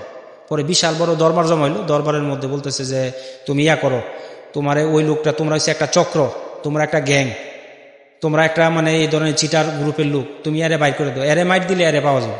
তা আমরা গ্রামের মধ্যে, আমরা বংশটা ছিল নিরহ বংশ। পরে আমার বলতেছে অনেক মাইট দিব, 3 দিনের আলটিমেটাম দিছে, এর ভিতরে এর না ধরতে পারলে আমার বাড়ি ঘর এবং আমার গাড়ি আমার দোকান সব নিয়ে যাবে। পরে কি করবো, পরে আমার এলাকার মধ্যে যে সভাপতি ছিল, আমার গাড়িটা খুব সুন্দর ছিল, 100 করলা, মানে খুব পরিষ্কার করে রাখতাম, এটা আমি চালাইতাম, মাঝে মধ্যে ড্রাইভার দিয়ে চালাইতাম। তো তার লোভ ছিল এই গাড়িটার প্রতি, যখন হামলা ঠিকভাবে লাগাবো সে গাড়িটা আত্মসাৎ করবো, আমার এলাকার যে সভাপতি। তারপরে কিছু টাকা পয়সা আছে, এর ধরলে এর কাছ থেকে টাকা পাওয়া যাবে। পরে যাই হোক, আমি রাত্রে এই গাড়ি নিয়ে আমি আমাদের শহরে আইসা পড়লাম। পরে এই গাড়িটা আমি বিক্রি করে দিলাম। তো হঠাৎ করে আমি রাত্রে স্বপ্নে দেখতেছি যে একটা লোকে বলতেছে, ধরো এই পাসপোর্টটা ধরো, এইদিকে মানে পূর্বের দিকে রুখ কর। আমার এই কথা বলছে যে আরবিটা হয়েছে ইমশেক হাদা পাসপোর্ট রো ইমশেক, এই কথা বলছে। তো আমি সকালে গিয়ে আমার এই প্রফেসর বন্ধু, সে আমার লাস্টে অনেক হেল্প করছে। সে আমার বলতেছে, দেখ তুই, আমি বলছি আমার তুই বাঁচাই দে, আমার তো মাইরা ফেলাবে আর সবাই, আমার যতটুকু টাকা আছে আমি তো সৌদি আরবের এই পাসপোর্টটা ফেরত দিয়ে দিছি, যে আমি আর ওই জায়গায় যাবো না, এক শেয়ার আন্ডারে আমি আর কাজ করবো না। পরে আমার বন্ধু আমার অনেক হেল্প করছে, যে আমি বলছি যে আমার দোকানটা তোর নামে লিখে দিলাম, দোকানটা তোর, তুই কোনো সময় এই দোকানটা যদি হেরা হামলা করে কবে যে এই দোকান হের না, এই দোকান আমার, এই দোকানটা তুই বিক্রি করে দিয়ে আমার হেল্প করবে। এরপরে আমার এই গাড়িটা তুই যেহেতু তরে নিয়ে আমি রাজধানী এই যে স্কুল থেকে এই যে সংসদ ভবনের উল্টা পাশে যে কার হাট আছে না, ওই জায়গাতে কিনে দিস, আমার গাড়িটা তুই বিক্রি করে দে। তো পরে গাড়িটা আমি বিক্রি করলাম। পরে বিক্রি করে সেটা এর আগে, গাড়ি বিক্রি করার আগে আমি আমার ওই যে এলাকার যে জেলার আমির সাহেব ছিল, যে সুরা বলে, ওনার কাছে গিয়ে বলছি যে আমির সাহেব, মহসিন ভাই আমার এই হালত। পরে আমার এই হালত কান্নাকাটি করে, এর আগে একদিন বলতেছে, বাবা তোমার তো অনেক বিপদ, তুমি যেহেতু এই স্বপ্ন দেখছো, তোমার মন আছে হয়েছে, তুমি যদি দেশের বাইরে চলে যেতে পারো তোমার জন্য অনেক ভালো। পরে আমি আমার এলাকায় এক পিসি বিষয় লোক পাঠায়, যে যেমন আপনি মালয়েশিয়াতে আসছেন, তা আপনি যাইবেন না কোনো কারণবশত, কোনো ফ্যামিলিগত প্রবলেম, আপনি পাসপোর্টটা এক জায়গায় বিক্রি করা যায়। আগে এই সিস্টেমটা ছিল, একজনের পাসপোর্ট একজনের বিক্রি করা যায়। তো উনি এই কাজগুলি খুব করে এবং ইমিগ্রেশনের সাথে কন্ট্যাক্ট করে এরা লোক মানে এইভাবে পাঠাইতে পারে, ওই দেশেও ইমিগ্রেশনের চেক ছাড়াই পাঠায় দেয়, এই কাজটা তারা করতো। হঠাৎ করে একদিন আমি ওনার কাছে, পরে আমার মহসিন ভাই যেহেতু পরামর্শ দিল যে হ্যাঁ আমার পরামর্শ হচ্ছে তুমি দেশে, তোমার জন্য মোনাসেব না, তুমি দেশের বাইরে চলে গেলে তোমার জন্য ভালো হবে, সেফ হবে। পরে আমি এই যে ওনারা বললাম যে ভাই আমার কি আপনি মালয়েশিয়া পাঠাতে পারবেন? আমি মালয়েশিয়া যাবো। হ্যাঁ এখন চাইলে আপনি এখনই পাঠাতেন। আমি কি বলেন, পাসপোর্ট করতে সময় লাগে, এরপরে আমি পাসপোর্ট যেহেতু ফেরত দিয়ে দিছি, আমি পাসপোর্টে যে সৌদি আরব যেটা ওইটা তো ফেরত দিলাম, আমার শেয়ার কাছে গেলাম না। পরে আমার বলতেছে পাসপোর্ট করতে লোক, পরে বলছে কিছুই লাগবো না, আমি একটা ঘটনা বলি। এক লোক আসে হঠাৎ করে আপনার মতো পাঞ্জাবি টুপি দাঁড়িয়ে আছে, বলতেছে যে উনি যাবে না, ওনার এই পাসপোর্টটা আমি 17,000 টাকা দিয়ে কিনছি। এই পাসপোর্টটা আমি অনেকেরই পিসি বিষয়ে পাঠাই, এদের অনেকের দাড়ি থাকে না, কিন্তু পাসপোর্টের মধ্যে যে দাড়ি আছে অনেকের তো দাড়ি ওলা লোক আসে না এমন ধরনের একটা রিস্ক নিয়ে যে বিদেশে যাইব। তো আমি ভাগ্যক্রমে আপনারা পাইছি, আমি কিছু টাকাগুলো আমি দিতে পারবো না, আমার যদি ওই দেশে পাঠাইতে পারেন, পাঠানোর পরে আমি টাকা দিব। পরে কিছু ডান, আমি ঠিক আছে আমরা আমি টাকা ছাড়াই মালয়েশিয়া পাঠাবো।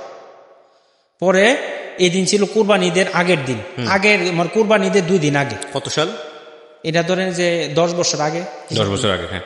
পরে 10 বছর আগে যখন এটা কথা বললো, পরে আমি বলছি ঠিক আছে। পরে উনি আমার কয়েকটা বলছে যে আমরা যদি জিজ্ঞাসা করে আপনি কিরজা মানা মানে তুই কোথায় কাজ করো, তুমি বলবে যে কিরজা আমপাং। এরপর হচ্ছে যে আপা কিরজা ম্যানুফ্যাকচারিং, এমন ধরনের কয়েকটা জিনিস শিখাইছে। আমি ওই দেশে ইমিগ্রেশন ওইটা বলছি। যাই হোক, উনি আমার ফ্রি একবারে ওই পাসপোর্টটার যেভাবে ওনারও দাঁড়িয়ে ছিল, ওই পাসপোর্ট মানে বিক্রি করাওয়ালা লোকের আমারও মানে ছবি দাঁড়িয়ে ছিল, ওনারও টুপি ছিল, আমারও টুপি ছিল। তো ঈদের দিন আমি এত কান্নাকাটি করতেছি, আমার বাপ মারও দেখতে পারি না, আমার আত্মীয় স্বজন কেউ দেখতে পারি না। আমি যে পলাতক অবস্থায় এই যে আমাদের শহর থেকে আমার ওয়াইফে আমার বিদায় দিছে, আমি ঈদের দিন ঈদও করতে পারিনি। আমি ঈদের দিন আমার রওনা হয়েছে, আমি মালয়েশিয়া চলে গেছি। তো মালয়েশিয়া যাওয়ার পরে আমি কান্নাকাটি করতেছি, কি করব, তা আমার কোনো বাড়ি নাই, ঘর নাই, বাসা আমি কোনো জায়গায় নিতে পারি নাই। তো তাবলিগের একটা জামাতের সাথে আমি এরা গিয়ে দেখি, আমি এয়ারপোর্টের মধ্যে যে জিয়া যে ওই সময় তো শাহজালাল ইন্টারন্যাশনাল এয়ারপোর্ট ছিল, জিয়া আন্তর্জাতিক বিমানবন্দর, ওই যে জায়গার মধ্যে একটা জামাতের লাইনের মধ্যে তাবলিগের জামাত মালয়েশিয়া থেকে এই যে আসে না, এই জামাতের সাথে আমি চলে গেছি।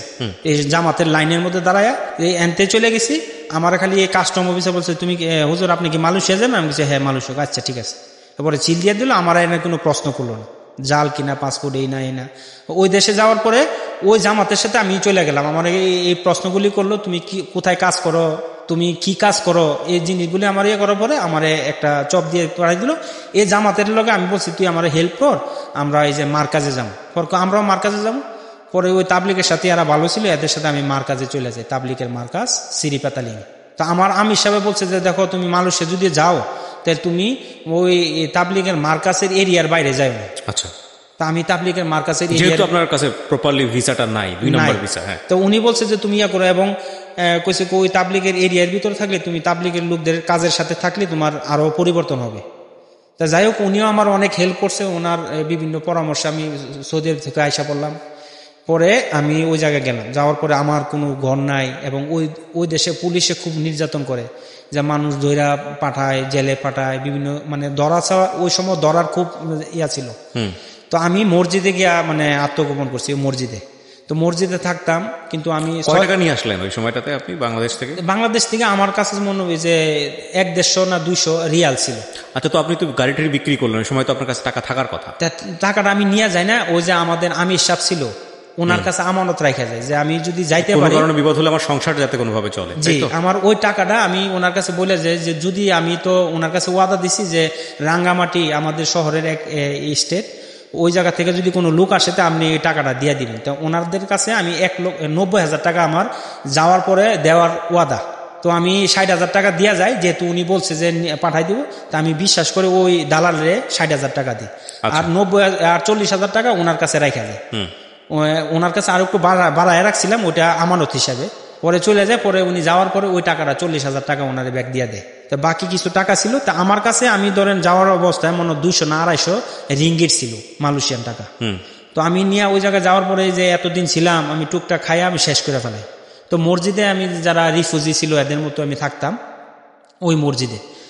তো পরে হঠাৎ করে এক লোক আমাদের এলাকাতে, আমাদের দেশ থেকে তো অনেকে মাদ্রাসার কালেকশনের নামে যায়, যে মাদ্রাসা এতিম ইয়ার জন্য, এরা আমার দিল, যেমন এরাও মসজিদে গিয়ে রাত্রে থাকে, আমরাও থাকি, এবং এই যে রোহিঙ্গা আছে না যারা এই যে মায়ানমারের, এই ধরনের রিফিউজিরও মসজিদে থাকে মার্কাজে। তো রাত্রে আমার এই যে এক লোক বলতেছে, দেখো তোমার যেহেতু টাকা নাই, চলার টাকা নাই, তুমি এই জায়গায় একটা লোক মানে অনেকে খুঁজলে টাকা দেয়, তুমি এর কাছে খুঁজো। তখন আমি এর কাছে খুঁজলাম। পরে সে আমার ওই সময় আমার কাছে টাকা নাই, আমি টাকা সব শেষ করে ফেলেছি, ওই এতদিন চইলা ব্যালেন্স যে টাকাটা ছিল শেষ করে ফেলেছি। পরে ওই 60টা টাকা সে আমার সদগা দিছে। সদগা বলতে গেলে সে দিছে, নাও তুমি এটা খরচ করো। আমি বলছি যে ওই মালয়েশিয়ার লোক যে ভাই আমি অনেক কষ্টে আছি, আমার খাওয়ার টাকা নাই, আমার দয়া করে কিছু টাকা দেন। পরে সে আমার 60 টাকা আমার দিল, মালয়েশিয়া টাকায় 60 টাকা। 60 টাকা। তো ফাঁকি দিয়া এর আগেও আমার একটা ইয়া ছিল, আমি ধরেন ওই মাদ্রাসা, আমি বলছি যে একটা মাদ্রাসা হইতেছে ওই মার্কাজের এরিয়ার ভিতরে, আমি দেখি বিল্ডিং এর কাজ নিয়ে করা যায়, আমি বিল্ডিং এর কাজ করতেছি। তো বিল্ডিং এর কাজ করে সেটা আমার যে পাওয়ার মধ্যে এই যে লোহা তার কাটা আছে না, তার কাটা বিন্দে 6টা তার কাটা, এরপরে আমার একবার ইনফেকশন হয়ে যায়। তখনও তো বাড়িতে টাকা পাঠাননি? না, পাঠাই না। তো ওই সময় ধরেন যে আমি যে কিভাবে গেলাম, ওই মহিলাটা যে মহিলাটা আমাদের ওই মন্ত্রীর পিএস ছিল, এখন সে আমাদের উপজেলার চেয়ারম্যান, ওই চেয়ারম্যানের সে গার্লফ্রেন্ড ছিল। পরে ওই মহিলাটা এদের সাথে মিলে গেছে, আর এরা খুঁজতেছে আমাদের ওই যে লোকগুলি ছিল যারা বলতেছে এটা একটা চক্র, এদেরকে ধরো, আদম ব্যবসার ওই লোকগুলি, ওই যে ব্রাহ্মণবাড়িয়ার যে আওয়ামী লীগের লোক ছিল, এরা আমাদের ডিস্ট্রিক্টের আওয়ামী লীগের লোকের সাথে মিলে আমার খুঁজতেছে। ফাঁকে দা ওই মহিলারা, একটা মহিলা ছিল, ওই মহিলার নাম ছিল শান্তি। সে আমাদের, আমি যে সৌদি আরবে কষ্ট করে কিছু টাকা নিছি, আমার ছোট ভাই ছিল দুবাই, এই টাকাটা মিলে একটা রাস্তার পাশে একটা জমিন নিছি। ওই জমিনটা মহিলা বলতেছে এই জমিনটা মানে তার বাসরের কাছ থেকে নিছি, কিন্তু ওই মহিলা আমাদের নামে বিভিন্ন কেস লাগাইতেছে। এই এদের সাথে ভর করে, এদের সাথে মিলা আমাদের মানে ডাকাতির মামলা, চুরির মামলা এবং নারী নির্যাতন, তার জামা সিরা, এগুলি কেস দিতেছে। তা আমি ওই জায়গায় দেশে গিয়া আমি তো ধরেন খুব কষ্ট করতেছি, বাড়িতে কেস করতেছে, আমার আম্মা এরা হাজিরা দিতেছে, আমার আব্বাও কোর্টে যাইতেছে, অনেক কষ্ট আমাদের। তা আমি কান্নাকাটি দিচ্ছি, আমাদের কেউ হেল্প করে না। পরে আমি ওই জায়গা থেকে যাই ইয়া করি, তো আমার যখন হাত পাওয়ার যখন ইনফেকশন হইলো, ওই বিল্ডিং এর কাজ করে, আমি তো এগুলি জীবনে অভ্যস্ত না, আমি কনস্ট্রাকশনের কাজ দেওয়ার করি না, বিল্ডিং এর কাজ। পরে আমার বাবার ইনফেকশন হওয়ার পরে এই যে 60 টাকা নিলাম, পরে আমি নিয়ে সেটা যে আমাদের পাইকারি একটা জায়গা ছিল ওই যে ইয়াতে মালয়েশিয়াতে, ওই জায়গা থেকে প্রত্যেকটা আতরের থেকে একটা আইটেম নিলাম। যেমন ধরেন আল রিহাবের যেমন আছে লাভলি থেকে একটা স্যাম্পল, এরপরে রেড রোজ থেকে একটা স্যাম্পল, আতরের বিভিন্ন বক্সে থেকে একটা একটা স্যাম্পল নিয়ে আমি ধরেন যে 60 টাকার মতো একটা স্যাম্পল নিলাম বেশ কিছু। এবং ওই লোকের বললাম যে ওই লোকটা ছিল নারায়ণগঞ্জে, উনি একটা পাকিস্তানের আন্ডারে কাজ করে, ওনার একটা আতরের বড় দোকান ছিল। আমি বলছি ভাই আপনি আমার ভাই, এই দোকানটা আপনার দায়িত্ব আছে, আমি এই প্রোডাক্টটা আমার বলে আমি সেল করবো, আপনার কোনো আপত্তি আছে না? আপনি যেহেতু আমার ভাই, আপনি আমার ভাই ডাকছেন, এই প্রোডাক্টটা আমার মানে আপনি এটা আমনের বলে আপনি বিক্রি করতে পারেন। পরে রাস্তার সাথে যে জমিটা আমি সৌদি আরব থেকে কিনছি, ওই মহিলা আমাদের উপরে হয়রানিমূলক অনেক কেস দিল, দেওয়ার কারণে আমি বাধ্য হয়ে ওই জায়গায় গেছি। পরে আমি তো আমার উপরে কেস 4-5টা, আমার আব্বার উপরে এভাবে মিলে অনেক কেস। লাস্টে ধরেন আমি মালয়েশিয়া চলে যাই। যাওয়ার আগে আমি যখন একদিন আমার থানাতে গেছি, থানাতে যাওয়ার পর আমি বলছি স্যার আমার বড় চাচা মারা গেছে, আমাদের বাড়িতে একটা ইসলামিক অনুষ্ঠান, আপনারা নিতে আসছে, আপনি যাইবেন। পরে বলতেছে যে বাবা তোমার নামে ওয়ারেন্ট আছে, তুমি এখনই বাইরে হয়ে যাও থানা থেকে, মানে ওসি বলতেছে। পরে আমি যাওয়ার পরে ওই মহিলা আবার মানে বলতেছে যে আপনারা আসামি, আপনারা এলাকা থানাতে থাকাকালীন আপনি মানে আসামি বলছেন বাইরে যাওয়ার জন্য, আপনার উপর আমি অ্যাকশন নিব। পরে সঙ্গে সঙ্গে আমাদের ওই জেলা থেকে পুলিশ সুপার যায় ওই থানাতে। যাওয়ার পরে আমার ওই ওসি আবার ফোন দেয়, বাবা তোমার আমি কি অনেক ভালোবাসি, যেহেতু আমার উপরে চাকরির তুমি আসো থানাতে। থানাতে যাওয়ার পরে ওই যে পুলিশ সুপারে বলতেছে দেখেন স্যার এই লোকটা আসলে সৎ, এবং ওই মহিলাটা এদের উপরে অযথা হয়রানিমূলক অনেক মামলা দিচ্ছে, এবং এর আগে অনেক লোকের অনেক মামলা দিয়ে তাদেরকে হয়রানি করতেছে। তো দেখেন যদি সে অসৎ হইতো, তা আমি তো সে একজন আসামি, আমি বললে তো সে থানাতে আসতো না। পরে বলতেছে যে বাবা প্রত্যেক ভালো মানুষের জীবনে কিছু কষ্ট আসে, যেহেতু এটা তোমার উপর হয়রান হয়েছে, তুমি চলে যাও। পরে যে এই স্যার বলতেছে যে আমি তোমার জামিনের ব্যবস্থা করে দিব। তো যাওয়ার পরে আমাদের যখন থানা থেকে আমার ইয়াতে নিয়ে যায়, ওই জেলাতে পুলিশরা নিয়ে যায়, এর হাতে কোনো হ্যান্ডকাপ লাগাবে না, এইভাবে নিয়ে যায়। যেহেতু আমি তারে বলার কারণে সে আসামি হিসাবে আইসা পড়ছে। পরে যাওয়ার পরে দেখলাম কোর্ট বন্ধ। তো এদিন আমি ওই থানা জেলে ঢুকাইলো আমারে। তো একদিন থাকার পরে এর পরের দিন আমার জামিন হয়ে যায়। আচ্ছা, তো পরে যাই হোক, আমার আব্বা বলতেছে বাবা যে দেশে তো অনেক ঝামেলা, যেহেতু অযথা হয়রানিমূলক অনেক কেস আমাদের ফ্যামিলির উপরে লাগাইতেছে, ওই মহিলাটার উদ্দেশ্য সে জমিনটা কিভাবে নিয়ে যায় আমাদের এই রাস্তার জমিনটা। পরে আমি আবার বিদেশে ওই যে আমার গাড়ির ঝামেলা করলো, আমার এই দেশে থাকতে দিল না, এই যে আমি গাড়ি বিক্রি করলাম, দোকান দিয়ে দিলাম। পরে আমি যে স্বপ্নে যে আমার পাসপোর্টটা দিল, পরে আমি দেশে চলে গেলাম। ওই জায়গায় যাওয়ার পর আমি অনেক স্ট্রাগল করলাম। প্রথম তো আমি খাইতে পারি না 6 মাস, একবেলা খাইলে আরেকবেলা উপাস থাকতে হইতো আমার। আচ্ছা। এই কষ্ট। পরে আল্লাহর কাছে অনেকে নামাজ পড়ে কান্নাকাটি করে, আমিও রাত্রে তাহাজ্জুদ পড়ে আল্লাহর কাছে দোয়া করে, আল্লাহ আমার একটা ব্যবস্থা করে দেন। আচ্ছা। তো যাই হোক, মানে আমার ভাগ্যের অনেক, ওই যে আপনি যে বললেন না যে আতর রেখে গেলেন একটা জায়গায়, মিক্স আপ আতর যে আপনি বিক্রি করেন, জি এটার আগের ধাপটা। এরপরে আমি একটা অনেক ক্ষুধার জ্বালায় আমি খাইতে পারি নাই, আমার মুখে দুর্গন্ধ, মানে অনাহারে অনেক কষ্ট। আমি কি করলাম, যে আল্লাহর কাছে দোয়া করলাম। পরে আমার এক বন্ধু, যারা মসজিদে অনেকে কাজ নাই মসজিদে থাকে, এরা বলতেছে যে এখানে এই মসজিদ মাদ্রাসার আন্ডারে একটা মাদ্রাসা করতেছে, তুমি এটার মধ্যে বিল্ডিং এর কাজ করো। তা আমার অভ্যস্ত ছিল না, বিল্ডিং এর কাজ করতে গিয়া আমার দেখা গেছে 6টা তার কাটা বিছে আমার 2 পায়ের মধ্যে। তো এই তার কাটার, তো ওই পুরানা তার কাটা ছিল, ইনফেকশন হয়ে গেছে। পরে বাড়িতে কান্নাকাটি করার পরে বলছে তুমি তাড়াতাড়ি ইনফেকশনের ইঞ্জেকশন নাও, আর বাকি তুমি এই কাজ ছাইড়া দাও। তো ছাইড়া দিয়ে আবার কান্নাকাটি করলাম। পরে এক লোক আমারে হাওলাত দিল, যে আমি অনেক লোকেরা বলতেছে যাদের কাজ নাই, যে তুমি এই লোকটা অনেক দানবীর, তুমি দেখো তার কাছে কিছু বললে সে তোমার হেল্প করবে। পরে মালয়েশিয়ান লোক, আমি বলছি দেখেন আমার উপরে হেল্প করেন, আমার তো খাবার টাকা নাই, আমার কিছু হেল্প করেন। পরে সে আমার 60টা রিঙ্গিট দিল মালয়েশিয়ান টাকায়, আচ্ছা, বাংলা টাকায় 1200 টাকার মতো। ওকে। পরে এটা থেকে মিলাইয়া আমি পরে বললাম, রাত্রে যে তাহাজ্জুদ পড়লাম, হঠাৎ করে আমার দিলের মধ্যে আল্লাহ তাআলা বলতেছে দেখো তুমি এই ব্যবসাটা করো। তা আমি আতরের দিকে আমার ঝোঁক চলে গেল। তা আতরের ব্যবসা করা অবস্থায় আমি ধরেন আমার তো এত টাকা নাই যে আমি এত পুঁজি পাবো কিভাবে। তো এক দোকানে গেলাম, ওই লোকটার আবার ঢাকা, যে কেরানীগঞ্জের, ওনারা বলতেছে ভাই আপনি এই দোকানে কাজ করেন, আপনার বস পাকিস্তানি, ভাই এই দোকানের পণ্যগুলি যদি আমি বলি যে আপনি যেহেতু আমি আপনার ভাই, বলতেছে হ্যাঁ আপনি আমার বাংলাদেশি মুসলমান, আপনি আমার ভাই হইতে পারেন। আমি বলছি দেখেন আপনার দোকানে যত স্যাম্পল আছে আমি নিব এবং বলবো এই প্রোডাক্টটা আমার, আপনার কোনো আপত্তি আছে? না, আমার তো মাল বেচার কথা। পরে ওনার দোকান থেকে প্রত্যেকটা আইটেম থেকে একটা একটা আইটেম করে স্যাম্পল নিলাম। নেওয়ার পরে আমি ওই স্যাম্পল নিয়ে বিভিন্ন জায়গায় মার্কেটিং করলাম। করার পরে যেমন আশেপাশে যত পাইকারি জায়গা আছে আমি নিয়ে দেখাইলাম। পরে বলতেছে এক জায়গায় আমি একটা অর্ডার পাইলাম 3500 রিঙ্গিট। আচ্ছা। তো আমার টাকা নাই। আমার এক বন্ধু, সে বাংলাদেশ এখন মারা গেছে, আমার নামের নাম সোহেল, নারায়ণগঞ্জের বাড়ি, তার কাছে কিছু হাওলাত টাকা নিয়ে বললাম দেখেন আপনি আমার বিশ্বাস করেন, আপনি আমার সাথে চলেন, আমি টাকাটা নিয়ে ভাগবো না, আমার একটা অর্ডার পাইছি, তো আপনি আমার একটু হেল্প করেন। পরে আমি ওনারে নিয়ে বলছি যে আমি খালি এই দোকান থেকে মালটা নিয়ে এই দোকানে দিব, যেমন 1 কিলোমিটারের দূরত্ব, আপনি আমার হেল্প, 500 মিটারের দূরত্ব, আধা কিলোমিটার। পরে ওনার সাথে টাকাটা নিয়ে আমি ওই দোকানে দিলাম। ওই জায়গা থেকে আমার 1200 রিঙ্গিটের মতো লাভ হইল। আচ্ছা। 3300 রিঙ্গিটের মাল খাটানির পরে 1200 রিঙ্গিটের মতো লাভ হয়ে গেল। আচ্ছা। এই আমার পুঁজি শুরু। পরে আমি কি করলাম, যে এই কাজ করতেছি টুকটাক, এবং যে মসজিদের মধ্যে যেমন যে ফিলিস্তিনের যুদ্ধ হইতেছে না, তো যার কারণে ওই দেশ থেকেও মানুষ রিফিউজি আকারে মালয়েশিয়াতে আসতেছে।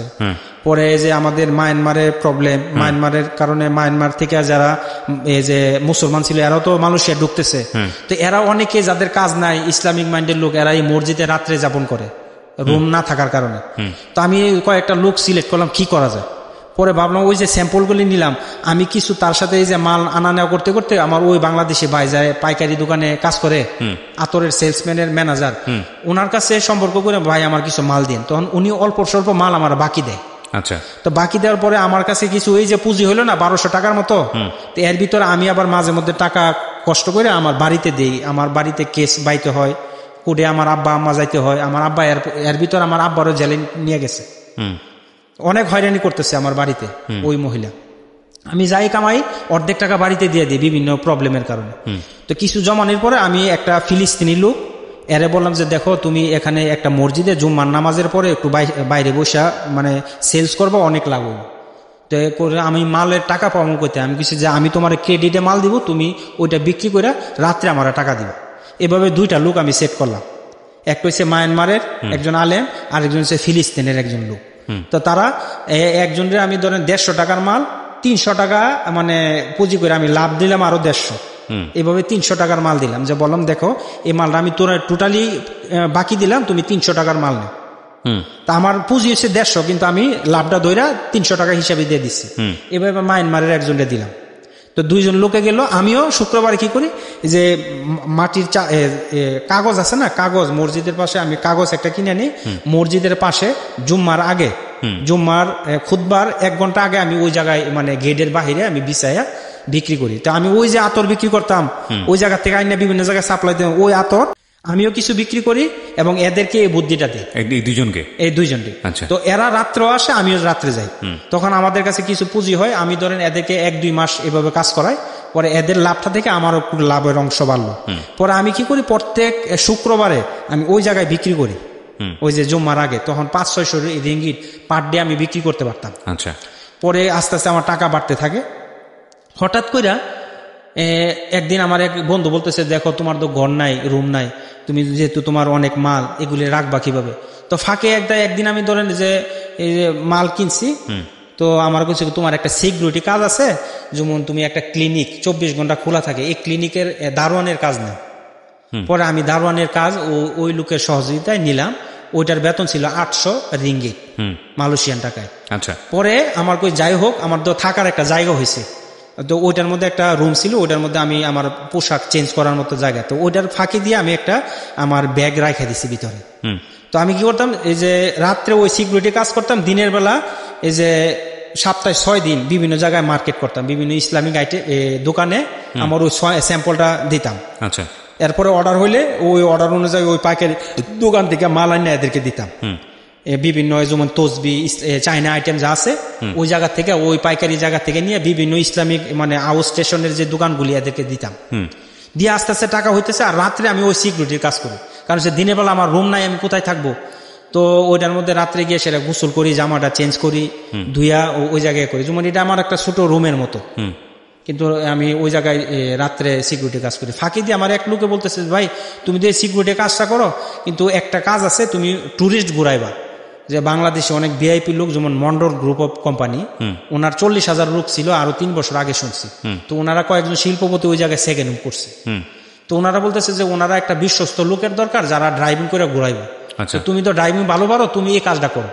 তো মাঝে মধ্যে করতাম, দিনের বেলা এদেরকে ঘুরাইতাম, আর যেদিন এর কাজটা না থাকতো আমার পার ডে এরা 200 রিঙ্গিট দিত। তো ওইটা করতাম। এরপরে ফাঁকে যেদিন এদের কাজ নাই, এদিন আমি সাপ্লাই করতাম, আর রাত্রে সিকিউরিটির কাজ করতাম।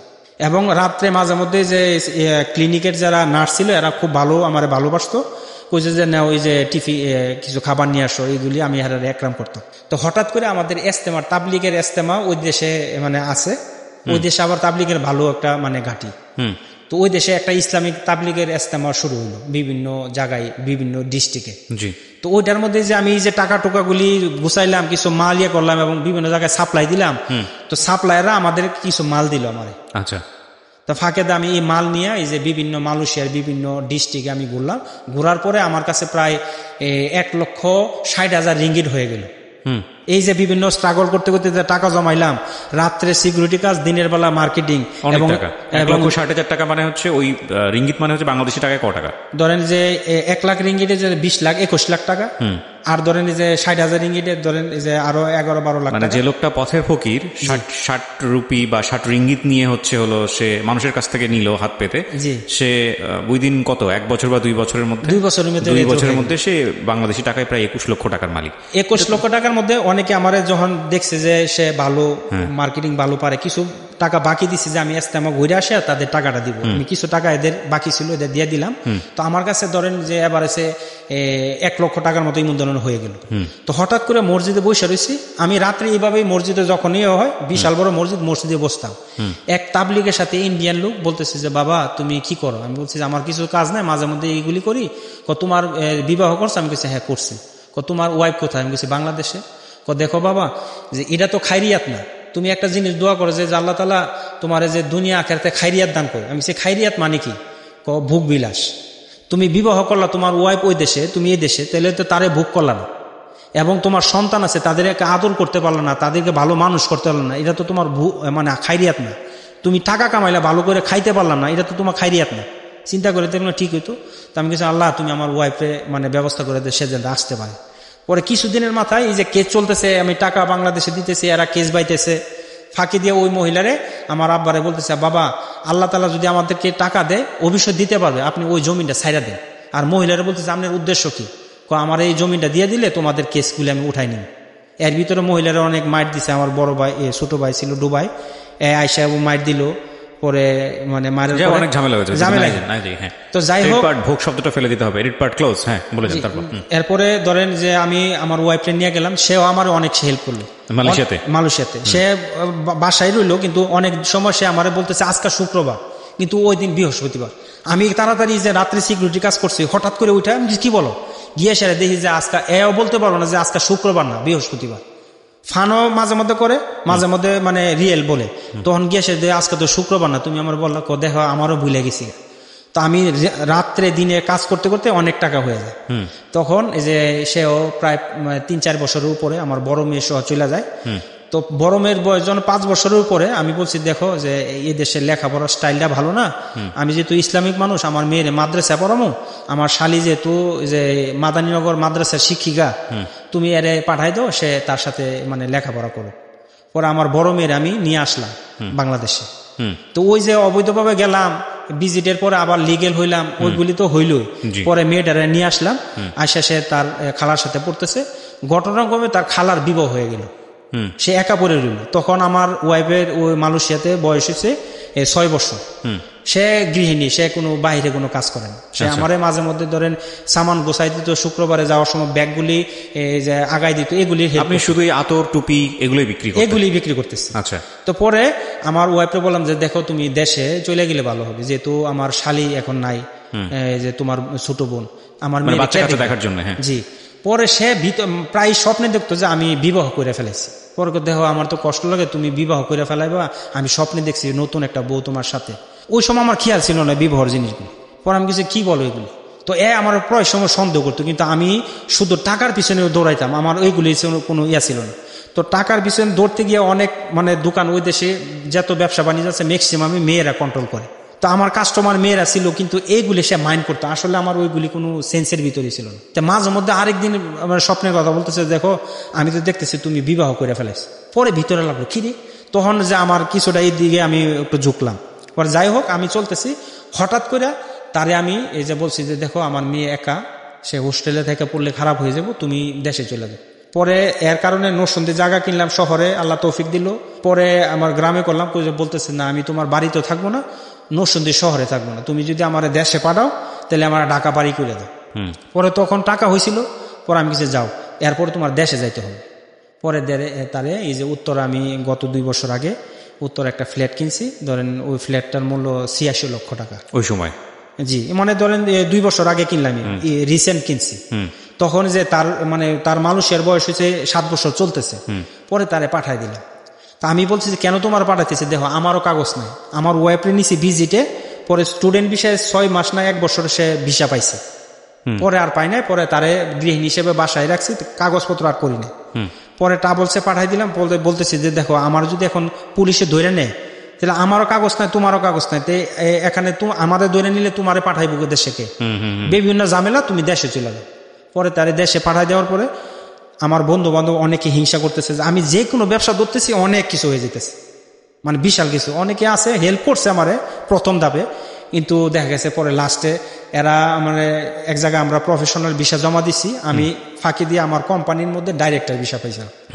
ওইটা অনেক রেয়ার, একটা কোম্পানির ডাইরেক্টর ভিসা পাওয়া মাল্টিপল। ওকে, তো আপনি এই যে মানে রোড সাইড বিজনেস যেটাকে বলে, মানে রাস্তার উপরে বসে ব্যবসা করা, মসজিদের সামনে বসে ব্যবসা করা, এগুলোতেই আছেন নাকি এগুলো থেকে চেঞ্জ আসলো? কোনো চেঞ্জ আসছে যখন ইস্তেমার পরে আমাদের ওই মার্কাজে পাশে বলতেছে যারা অনেক ভালো মানুষ, এরা ভালো লোক খুঁজতেছে, বলতেছে যে এই লোকটা অনেক মার্কেটিং ভালো পারে, এরা আমাদের সাথে নিলে পাইকারি অনেক মাল আমাদের সাপোর্ট করতে পারবে। তো একদিন গেলে বন্ধু তোমাদের সাথে পরামর্শ আছে, এভাবে আমার 3 দিন ঘুরাইলো। আমার কাছে টাকা আছে, ওই যে ইস্তেমা করার পরে যে 1 লক্ষ টাকার মতো বিভিন্ন মানুষের পানা দেওয়ার পরে ছিল। পরে আমার ওয়াইফেরও আমার কাছে আমার 52,000 রিঙ্গিট দিল, আমার বিভিন্ন কামাই থেকে সে সেভ করে রাখলো, দিল, আমার কাছে বিশাল টাকা হয়েছে। তো পরে এরা বলতেছে পরামর্শ আছে। কিছুদিন পরে এরা 3 মাস রয়েছে দোকানটা, এরা চালাইতে পারে না, কিন্তু মানে দোকানে মালও রেনিভেশন করেন। হঠাৎ করে বলতেছে ভাই আপনি যদি আমাদের সাথে থাকেন, আপনি দোকানে শ্রম দিবেন, আপনাদের এই দোকানের পার্টনার। 2 জন লোকে বলতেছে, একজনের নাম হচ্ছে আলম, আরেকজনের নাম মাহবুব। আমি পরে বলছি ঠিক আছে। পরে আমি ধরেন 73,000 রিঙ্গিট মাল বাবদ আর ক্যাশ মিলে আমার কিছু যে পাইকারি বিভিন্ন জায়গায় দিতাম, আমার কিছু মাল ছিল, বলছে আমার এই মালগুলি দোকানে ঢুকান আর যা ব্যালেন্স আছে আমি দেব। তো টোটাল 2টা মিলে 73,000 রিঙ্গিট একজনের ছিল 53,000, একজনের 55,000 এই ধরনের হইব। তো দিয়া দোকানটা স্টার্ট করলাম। 1 বছর পরে এই দোকান থেকে ধরেন আমাদের লাভ দ্বিগুণ হয়ে গেল। পরে 1 বছর পরে আমরা আবার 75,000 রিঙ্গিট করে আমরা নিলাম সবাই। আচ্ছা, তো কিসের দোকান ছিল এটা? এইটা ইসলামিক আইটেম, ওই যে বাইতুল মুকাররমের, বাইতুল মুকাররম যে ইসলামিক আইটেম থেকে টুপি থেকে শুরু করে ইসলামিক যত আইটেম আছে, জি, হাজি এহরাম ফাকিদাতের সাথে এই ব্যবসা করে 1 বছর পরে আমাদের আবার এই যে লাভের অংশ থেকে আমি 75,000 রিঙ্গিট নিলাম ওইদেশি টাকায়। এভাবে আমরা 3টা বন্ধক করলাম, আর বাকি দোকানেরও ভালো প্রফিট হলো, বড় হয়ে গেল দোকান। পরে কি করলাম যে আমি দেখতেছি যে দেখেন যে আমার যদি দোকানে আটকায় রাখেন তাহলে তো আমি যে আমার ওই দোকানটা আমি মাঝে মধ্যে শুক্রবারে গিয়া করি, কিন্তু ওনারা বলতেছে আপনি দোকানে থাকেন। দোকান থেকে আমার বেতন দিত 1500 রিঙ্গিট, ওই শেয়ারের একটা অংশ পাইতাম, মাসে 1500 রিঙ্গিট পাইতাম। কিছুদিন থাকার পর আমি কইছি যে দেখেন আমার তো ফ্যামিলি আছে, আমার মান্থলি খরচ আছে ধরেন 2500 রিঙ্গিটের উপরে, 1500 রিঙ্গিট পাইলে তো আমার পুষতেছে না। তা আপনি কি করেন যে আমি শেয়ারের একটা অংশ আছে, কিন্তু আরো 2টা স্টাফ লইয়া সাথে রাখেন, কিন্তু আমি দোকানে চাকরি করতে পারবো, আমার একটা শেয়ার থাকুক। পরে আমি বাইরে গেলাম। বাড়িয়ে যাওয়ার পরে ওই দোকানের মাঝে মধ্যে পাইকারি মাল দিতাম, আমার দোকানে আমি পাইকারি মাল দিতাম, বছরে আমি ওটা থেকে লাভ নেই, এখনো আছে আমার দোকানটা। আচ্ছা, পরে আমি শহরে গেলাম, যেমন ওইটা হচ্ছে ধরেন যে যেমন কাকরাইল মসজিদ আর ওই যে চকেট অনেক দূরে না, তো শহরে মেন শহরে গেলাম। যাওয়ার পরে একটা মার্কেটের ভিতরে দোকান নিলাম, নেওয়ার পরে তেমন না প্রফিট না। আমার ছোট বাইরে এর ফাঁকে আমি একে একে মানে স্টুডেন্ট বিষয় 5-7 জন লোক নিয়ে গেলাম বাংলাদেশ থেকে বিভিন্ন ধাপে, কেউ স্টুডেন্টে কেউ ভিজিটে, এভাবে নিয়ে আমি যে করলাম। তো প্রথম ধাপে তো ধরেন আমি যে সময় সালাতে মাল বেশি যে কাগজের মধ্যে, তখন তো তাদেরকে বেতন দিতে পারি না। তাদেরকে তোমরা যে কেউ বিল্ডিং কনস্ট্রাকশনের কাজ করতেছে, ফাঁকে দিয়ে আমি বলতে আচ্ছা ঠিক আছে। পরে যখন আমার সুবিধা হইলো সবার একে একে আমার দোকানের দিকে নিয়ে আসলাম। এই যে ওই দোকানের মধ্যে একদিন বেচতেছে না, আমার ছোট ভাই বলতেছে দেখ তুই যে মসজিদের দোকান আমার দরকার নাই, যেটাতে সালাতে বিক্রি করতাম ওইটার মধ্যে আমি একটা দোকান পাইলাম, ওই মসজিদের লোকের আমার দয়া করে দিল যে বাবা তুমি এটা এখানে দোকানদারি করো। তো ওইটা 350 রিঙ্গিট বেতন ভাড়া ছিল, কিন্তু আমার যে দোকান যে ইসমাইলি ওইটার মধ্যে 7000 রিঙ্গিটের মতো ভাড়া, 7000 রিঙ্গিট ওই যে শেয়ারের দোকানটা। তো মসজিদে ওই দোকান আছে, আমার ছোট ভাই বলছি তুই যে তুই ইয়া করস, তুই আমার পাইকারি দোকানে আয় না। একদিন একটা কাস্টমার হলো, ওই কাস্টমার কাছে প্রায় আমি 87,000 রিঙ্গিটের মাল বিক্রি করলাম। তো এমন দিন হয় যে ওই যে পাইকারি দোকান যে জায়গায় নিছি ইসলামপুরের এরিয়ার মতো, ওই জায়গার মধ্যে আমি বিক্রি করতে পারি না। এমন দিন দেখেছে 300, 200, 100 এই ধরনের। আচ্ছা, তা আমার দোকানের ভাড়া হচ্ছে 4000 রিঙ্গিটের মতো। তো পরে হঠাৎ করে যখন একদিন 87,000 রিঙ্গিট বিক্রি করলাম, তখন আমার ছোট ভাইরে গালি দিলাম যে তুই তাড়াতাড়ি ওই জায়গার দোকান বন্ধ কর, দেখ এখানে এমন পাইকারি এক জায়গা এমন দিন যে 100 টাকা বিক্রি হয়, এমন দিন 87,000 রিঙ্গিট বিক্রি করছে, তুই ওই জায়গার দোকান ইয়া কর। পরে অনেক রাগারাগি করে ওই দোকান আমার অন্য একটা লোকের বেতনে রাখা আমার ছোট ভাইরে আমার ওই যে পাইকারি জায়গায় নিয়ে আসলাম। ওইভাবে চলতেছে। হঠাৎ করে আমার এক লোকের আমি ব্রোকার, ওনার বলতেছে ভাই ভালো একটা পজিশনে মেন রোডের সাইডে যদি কোনো দোকান থাকে আমার দোকানে আপনি আমার একটা দোকান দেন, আমি ভাড়াই নিব। আচ্ছা, তো এরপরে 2 দিন পর ওই লোকে বলতেছে যে এই দোকানটা ভাড়া দিব। তো মালিকের কাছে গেছি, পরে আমার পোশাকটা তেমন সুন্দর না, উনি বলতেছে এই লোকটা ভাড়া নিবে না, না না না তা বলে ও তোকা লাইন এ কথা বলতেছে। পরে আমার দেখে বলতেছে যে এটার ভাড়া তুমি কি দোকান নিবা, আমার কথা বলতেছে। পরে আমি হ্যাঁ নিব। দোকানের ভাড়া কত বলতেছে 18,500 রিঙ্গিট মান্থলি ভাড়া। 18,500 মানে অনেক টাকা। পরে আমি কিছু আমি নিব এটা কই সেটা রাত্রে আসছি। পরে আমার ঘুম হয় না, আমি রাত্রে এত টাকা ভাড়া আমি কিভাবে দেব, ওইটা হচ্ছে চিন্তা আমার।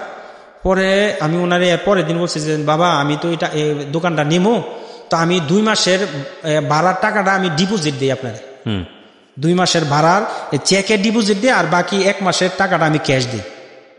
পরে উনি ইনসাল্ট করতেছে, আরে এর লোকে কিভাবে নিব, হ্যাঁ 3 মাসের ডিপোজিট দিতে পারে না, সে এই দোকানের ভাড়া মানে কিভাবে দিব। পরে ওই ভুরকারে বলছে না এটা সরা এরা না অন্য লোক নিয়ে। এরপরের দিন গিয়ে কইছে যে দেখেন আমি টাকা ক্যাশই দেব। রাত্রে ঘুমাইতে পারেন না টেনশনে কি করবো, কিন্তু পজিশনটা সেরকম ছিল। পরে রাত্রে 2 দিন ঘুমাইতে পারেন না। এরপরের দিন বলছি কি করবো। পরে আমার ওয়াইফে বলছে যে দেখো আমার কাছে কিছু টাকা আছে, এই যে আমি অনেক সময় টাকা নিয়ে দিতাম, সে কিছু টাকা ধরেন 500 টাকার মধ্যে 100 টাকা সেভ করতো, এইভাবে সে আমারে আবার সাপোর্ট করলো। ওই জায়গার মধ্যে অনুমানে ধরেন যে 35,000 রিঙ্গিটের মতো সে কিছু দিল, আমার কাছে কিছু ছিল। এরপরে আবার এর পরের বছর আবার একটা ইস্তেমার প্রোগ্রাম আসলো। আচ্ছা, ওই জায়গায় বিক্রি করার পরে এমন ধরনের 1,60,000 রিঙ্গিট এমন ধরনের আসলো। পরে এই জায়গায় আমি পুরা ইস্তেমা করার পরে যে কিছু বেশি মাল ছিল না, ওভার মাল, ওইটা দোকানে করলাম। তো আমি ওনারা বলছি যে আমি 1 সপ্তাহের ভিতরে প্রথম 1 মাসের ডিপোজিট দিলাম, 2 মাসের টাকা আমি বলছি যে 10 দিনের ভিতরে টাকাটা দিব। এই কথা বইলা আমি রিনিভেশন করে তাড়াতাড়ি ঢুকে গেলাম দোকানে। তা মাল কিছু ছিল এবং যার কাছ থেকে আমি অল্প অল্প পাইকারি নিতাম, এর সাথে যে একটা আন্ডারস্ট্যান্ডিং হয়েছে, এরা আমার কিছু টাকা বাকি দিল। এবং পাইকারি এরিয়াতে যারা ছিল কিছু হিংসামি করে কিছু টাকা মানে মাল দেয় না আমার। এরা ভাবতেছে যে ভবিষ্যতে সে আমার কম্পিটিশন হয়ে যাব, আমার সমপর্যায় হয়ে যাব। তো আমি যে পাইকারি এরিয়াতে যে আশেপাশে দোকান ছিল, এরা অনেকে মাল দেয় না। তো আমি কি করতাম, অনেক দূরে থেকে মাল নিয়ে আসতাম। তো পরে ওই জায়গার মধ্যে আল্লাহ তাআলা এমন একটা বরকত দিয়ে দিল, পার ডে আমি 10,000 12,000 রিঙ্গিত সেল করতাম ওই দোকানে। মাশাআল্লাহ। তো এমন হয়েছে, দেখা গেছে মাসে 3 লক্ষ রিঙ্গিত এভারেজে হয়ে যেত। তো দোকানের ভাড়া ছিল 18,500। 3 লক্ষ টাকা হচ্ছে আপনার 3 লক্ষ রিঙ্গিত সেল তো না আপনার, এটা প্রফিট? 3 লক্ষ ringgit sale, per day sale. আচ্ছা, ধরেন মাসে সেল হয়েছে 3 লক্ষ, একদিনে ধরেন যদি এভারেজে 10,000 হয়েছে, 15,000 12,000 10,000-এর মতো প্রফিট থাকতো। কত 3 লক্ষতে? 3 লক্ষতে প্রফিট মনে করেন ধরেন 1 লক্ষ রিঙ্গিতের উপরে। আপনার টেনশন কি? জি। তখন আমি আস্তে আস্তে করার পরে আমি কিছু না, দোকান আরো বাড়াইতে হবে। পরে যে যারা একে একে বিভিন্ন জায়গায় আমি বেতন দিয়ে রাখতে পারি না। ততদিনে কি আপনার এই প্রোডাক্টগুলো নিজের কোন একটা ব্র্যান্ড নেম দাঁড় করিয়েছেন? না, দাঁড় করাতে পারিনি। দাঁড় করতে পারেন না। তো পরে আমি কি করতাম, আমার একটা কাজ ছিল ওই যে অল্প কিছু স্যাম্পল নিয়ে বিভিন্ন জায়গায় ঘুরতাম, এদেরকে আবার আমি কার্ড বিলি করে দিতাম যে আমি একটা দোকান দিচ্ছি। আপনি আমাকে আজকে, আপনি যখন এসেছেন স্টুডিওতে, আপনি আমার জন্য 2টা জিনিস নিয়ে এসেছেন। একটা হচ্ছে আপনি যে পাঞ্জাবিটা পরে আছেন, এরকম একটা পাঞ্জাবির মতো জিন্সের একটা পাঞ্জাবি।